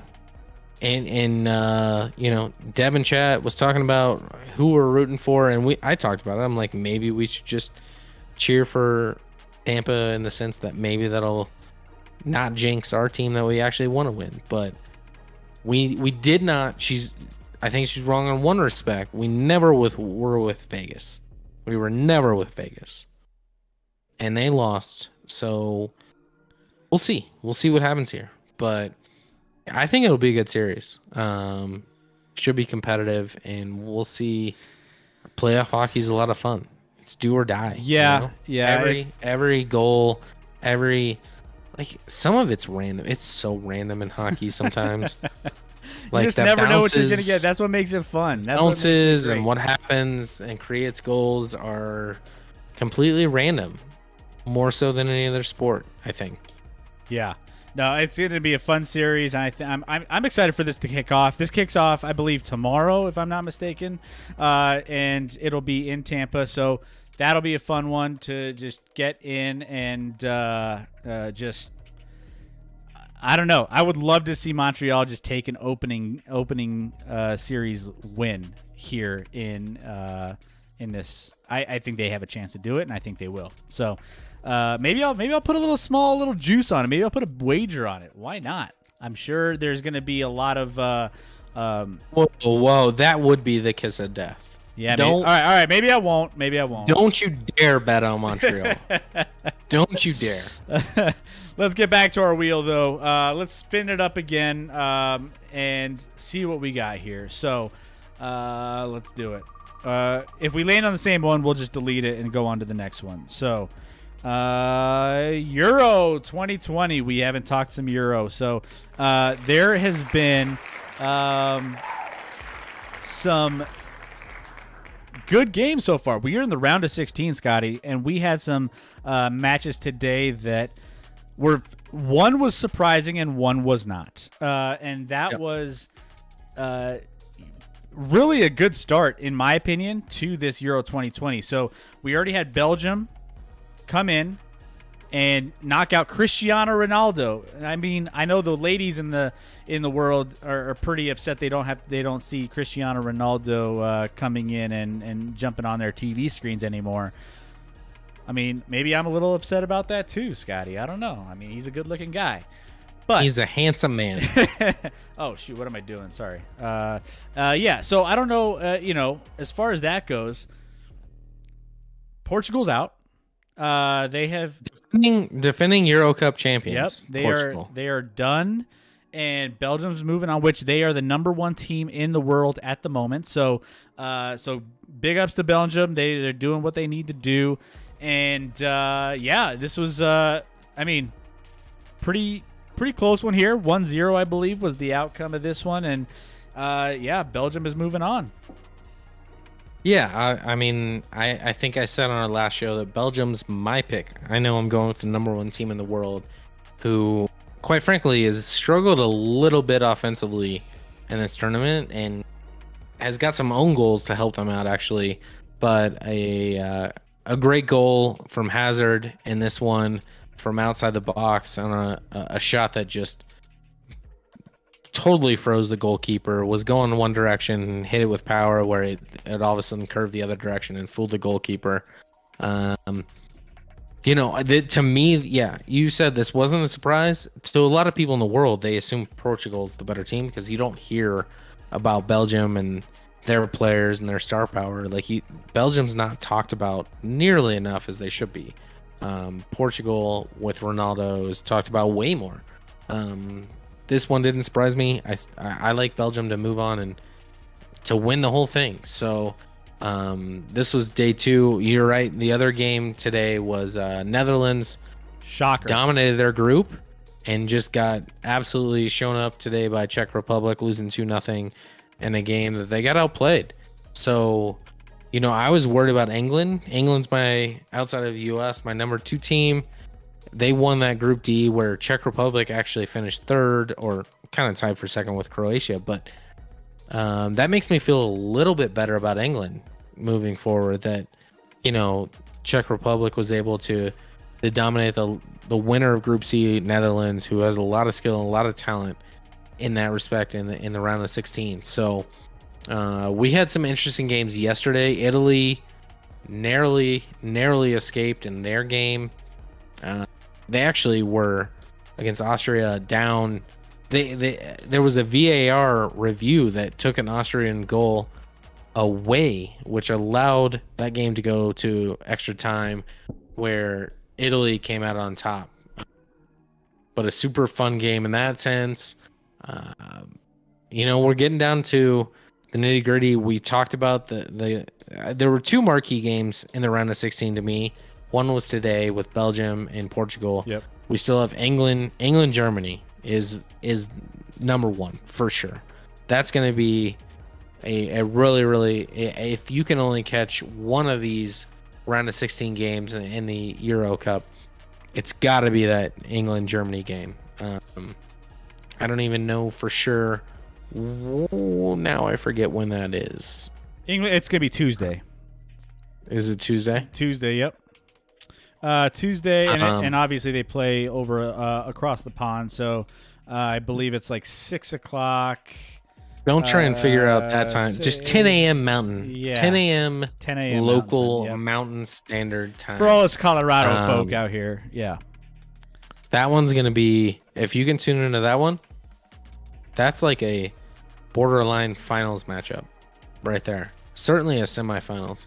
I think that type caliber. That one's a solid one. Again, the other one that we saw was the upset Czech Republic beating Netherlands today 2-0. Now, Netherlands ended up going down 1 player because of a red card partway through this game, and that's really what put the nail in the coffin here. And Czech Republic was able to just capitalize on that, because what happened was there was a handball that was as the player was going down, he ended up just swiping at the ball a little bit to try to make the play a little bit tougher for the person that was trying to get the ball from Czech Republic, and it ended up being a red card after it went to VAR, or the review, and that's kind of what put Netherlands in the hole here. So unlucky. It was a bad play on Netherlands' side of things, and they just couldn't recover. So that's where things ended there. But yeah, we got some big games tomorrow. We got Croatia, Spain. I expect Spain to. I think it's gonna be a closer match than people think, but I think that's gonna be a good one. France and Switzerland is gonna be an underrated match as well. Switzerland has been playing pretty well, and France is honestly, I feel like, been playing maybe slightly under what I expect. Usually France is very, very strong, and I don't know. For some reason, I don't feel as confident in France after watching them play a couple matches up until this point. I watched them against Germany, and they looked great. I'm concerned how they looked in those other 2 games. Yeah. But to me, Germany is the most telling, because that was the game where they had the most to prove. I think they were like, hey, we got to show what we can do here. And they outplayed a German team that's obviously really, really good as well. So I'm not that worried about France. I've seen a ton of picks, which I'm kind of surprised by, talking about the winner of, that's actually not France, of actually England, Germany making the final against a team like France. And I'm like, which is weird to me, because I feel like both England and Germany, when you've watched their games, have underperformed based off of their talent capability throughout. I know England won their, or whatever, but offensively they weren't able to create a lot, didn't do a lot. I don't know. To me, predicting one of those two teams to just move on and win, or at least make the final is kind of crazy based off of those same people are talking about how they've not shown out so far and not performed to their capability. So I'm hesitant. I won't pick England to win any game because I don't want to give them the kiss of death. So that's why I'm picking Belgium to win it all, and they will do it. And for all you guys in chat, let us know who your teams are. Like, are they in the Euros still, or are they not in the Euros? Maybe they're, some Spanish leagues, some other different things going on, or what? Well, we have a whole nother tournament we haven't talked about too much with Copa America, with the Copa America's going on. South American teams. It looks like Brazil there is clearly the team to beat, though. Brazil's dominated in their 4 games. You're superstitious, Scotty, Marie in the chat. I don't follow soccer. I just know. Yeah, I'm a little superstitious. So yeah, calling him out. Love it. I was trying to explain it in a way that made sense, but no, it doesn't make sense. I am superstitious, and I'm afraid to say anything wrong or wear anything wrong or do anything wrong. Like, there was a point back in the day with Nuggets playoff games, I had to eat a Chipotle burrito the day of their playoff games because they simply won the first time I did that. And then I actually don't think it worked after that, but I was like, nope, I got to do this. I got to eat a Chipotle burrito. Do what you got to do, in man. order for the Nuggets to win a playoff game. That was like early mellow playoff days. By the way, Scott, not sure. You said England and Germany. I know we said we would try to make it to like the English Bulldog. There's some soccer bars around Denver that we might need to hit up. You're obviously a big England guy. Spain is besides the United States, Spain is my second team that I follow.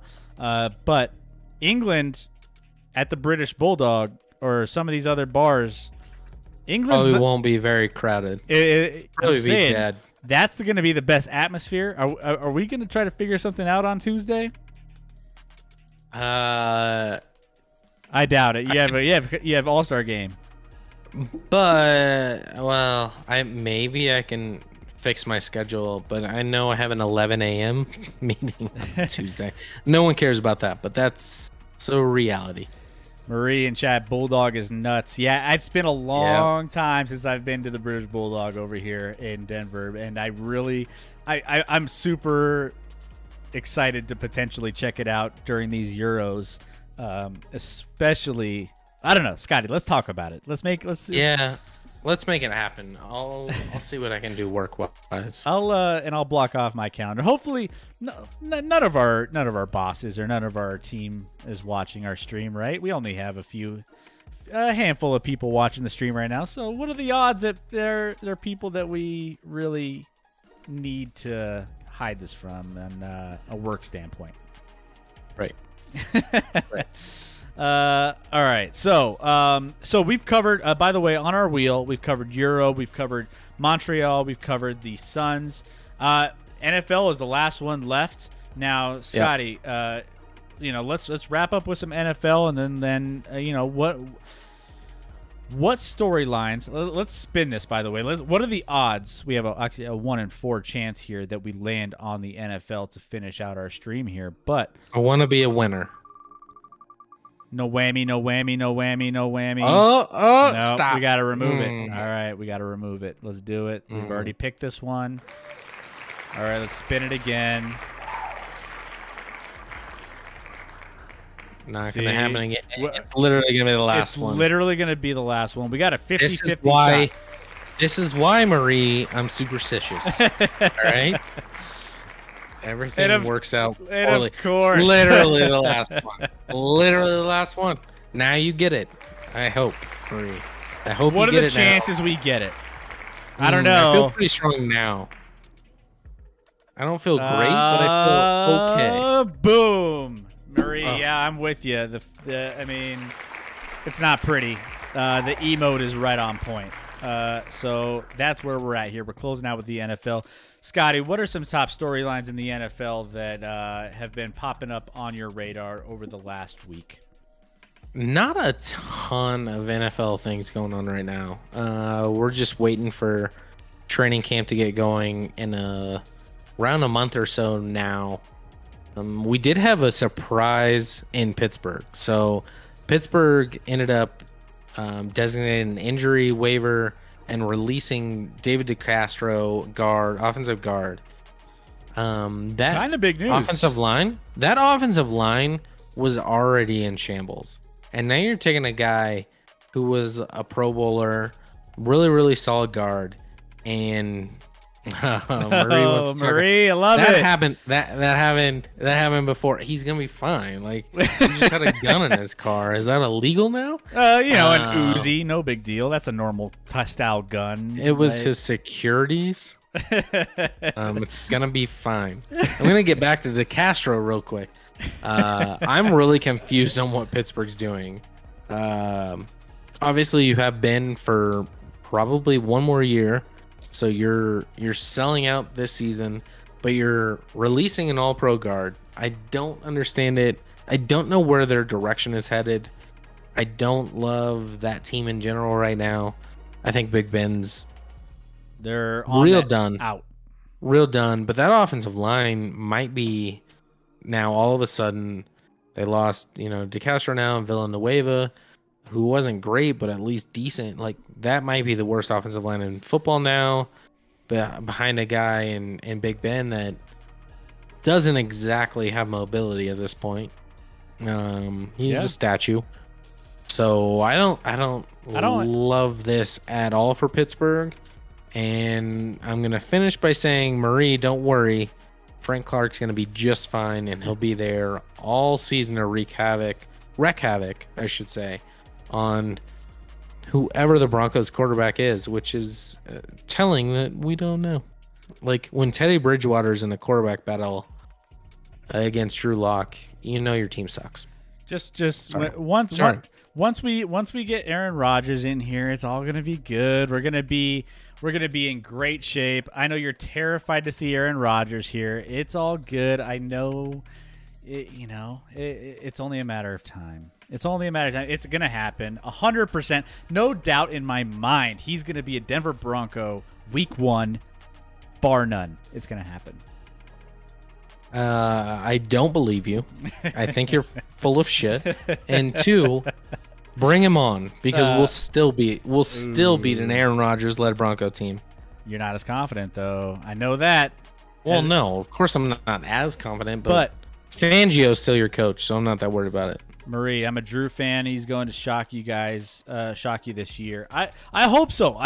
Marie, I'm with you. I want him to surprise us all. I want it. Here's the thing. Worst case scenario, we talked about on the show before. If Teddy Bridgewater wins the quarterback competition here, we're in bad shape. It's not a good situation for us. We as Denver Broncos fans need Drew Lock to win this competition.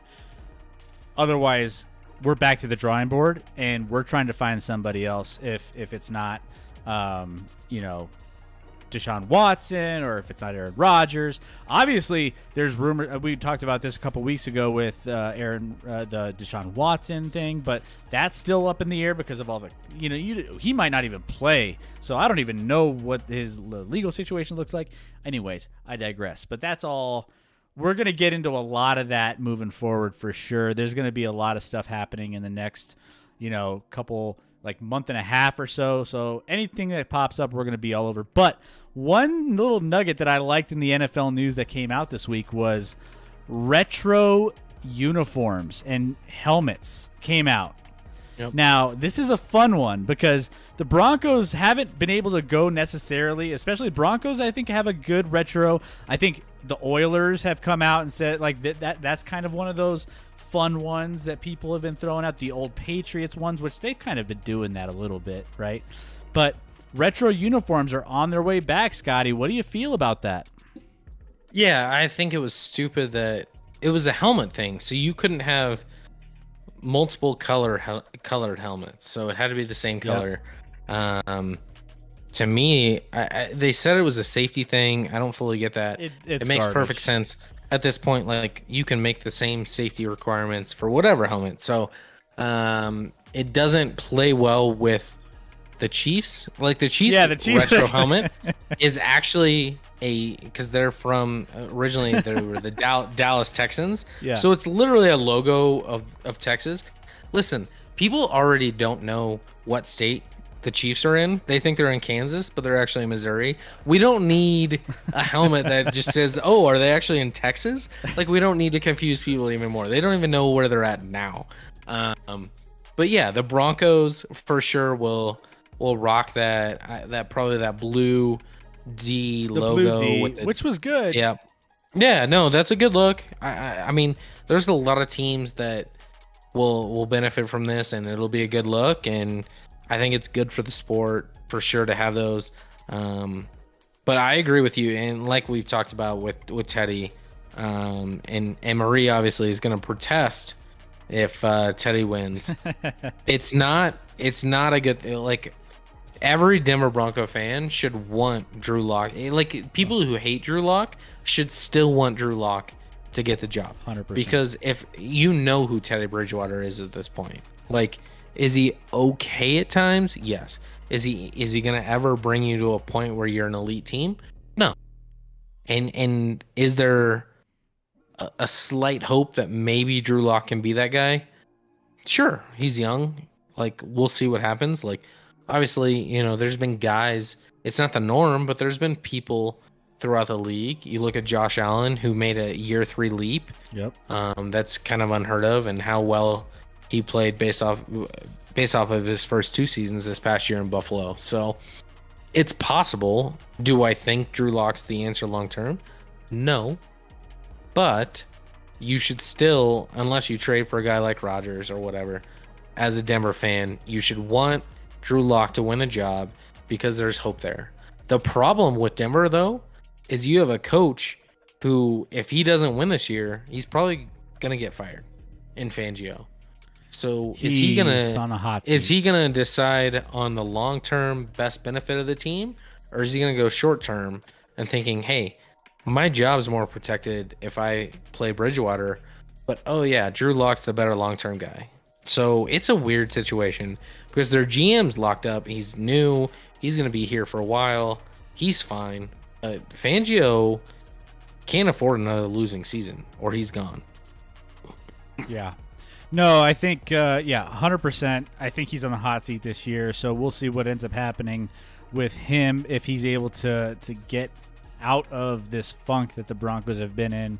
Obviously, quarterback is the biggest reason why, and obviously the defense is going to – here's the thing. This arguably is one of the best defenses that the Broncos have had since their Super Bowl run when they had the no-fly zone. So if this defense doesn't perform under a defensive minded coach like Vic Fangio, I'm telling you, he's out. He's done. He does zero excuses, especially from that side of the football, to keep things rolling here. Obviously, quarterback is always going to be, one of those things that is that's the first and foremost. That's how you win and lose games, pretty much in this league. So, from that standpoint, if our defense is not in the top, I would say 10 at the very minimum, he's got to go. Like, especially with what they brought back and the what they're projected to have, he's got to perform on that side of the football. So, I mean, I'll be honest, when they hired a guy that is like, I don't know how old he was, like 70 years old and has been in the league forever, but never got a head coaching gig, I'm like, as a Chiefs fan, I feel pretty good about that. I mean, why would you, like, something is clearly missing for him to not get a head coaching gig until this point.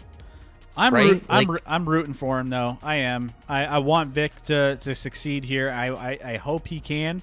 I hope he can bring this defense up. I hope he can, find a quarterback that's going to fit.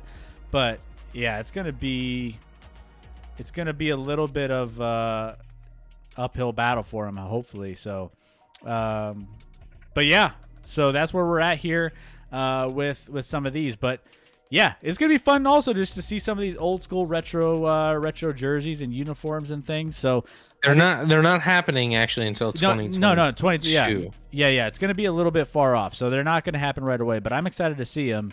Once they come But back. did you hear the rumor? There's plenty of rumors. What are we still talking? What are we talking about? Broncos. I've heard this is a Reddit rumor who called out the fact that this whole uniform thing was happening. Who also said that the Broncos will be the featured team on Hard Knocks this year. Oh man, if that's the case, I don't know if I love that. I don't. Yeah, know. no team has ever done well. No team performs. I mean, they're usually teams. They're usually teams like if you made the playoffs the year before, you're already like not eligible. If you have a new coach, you're not eligible. There's only so many teams that are eligible. Broncos happen to be one of them. And I've heard rumors that the Broncos are the team for Hard Knocks. I mean, they got to start lining things up, right? It's coming up quick. It's not. They got to start getting production. They got to start getting people flown out to the wherever they're going to be putting things up and setting everything going on the HBO side of things. So, hey, I mean, they have to make that decision soon. So it leaks like this don't surprise me at this point. And if the Broncos are, it's not going to be good news for the Broncos just based off of the history of every team that's been on Hard Knocks hasn't exactly performed very well that coming season.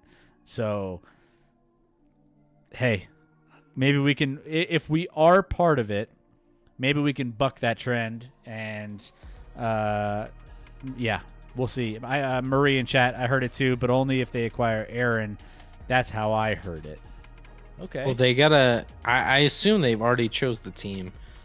If they trade for Aaron and that goes down in Hard Knocks, that would be crazy interesting to watch. Hard Knocks. Yeah, that would be an amazing hard Knocks to watch for sure. Man, if that goes down, insane. I've heard they really like and want to feature the offensive lineman they drafted that likes to, only wear his jersey. Up to like show his belly off a little bit. I forget the guy's name. I've heard they want to feature him quite a bit as a character, and he's from a small town, like a D2 college, and doesn't happen to find a jersey that can get over his belly apparently because it's a midriff. It's how running backs like to like Ezekiel likes to show a portion of his belly. No, it's not getting to his stomach. It's just barely covering the nipples. I love it. At this point, he got a lot of publicity across the league, across sports for that. By the way, he's in memes. He's everything. It's something like Miners. Yeah. It's something like that. But I'm telling you, obviously, I'd watch Hard Knocks with the Broncos no matter what. But there are some exciting storylines around Hard Knocks with the Broncos if they end up getting it. That if Aaron Rodgers or some talks with Deshaun Watson potentially materialize. I mean, again, stop. You keep bringing up Deshaun Watson. That's not happening. Just I know it's not. Move on from Deshaun Watson. I'm just saying, you never know, man. You never know. I do know. I do know. So yeah, so we'll see what happens there. But again, if you guys are here, by the way, I hope you guys liked our new wheel of I don't know what did we call it earlier? Wheel of Sports. Wheel of Destiny, Sports. We need a name for it, and I think Marie threw out Wheel of Sports, so I think that's in the front running right now. So, I mean, if anybody else has any ideas of what you guys want to call this, we're gonna be making this a feature here moving forward. It sounds like you guys like it. If you guys like it, then we'll keep it going here, and we'll keep it rolling, and hey, we'll have a lot of fun with it. Maria, really enjoyed the show. Thank you. Yeah. Maria, here's the thing.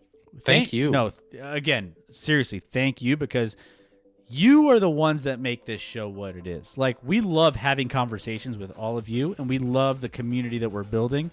So we want to keep expanding that. So if you know people that want to join in on the Action Lab and have some fun talking some sports, hey, the more the merrier. So keep sharing the stream with all your friends who are into Twitch, YouTube, Facebook, across the board.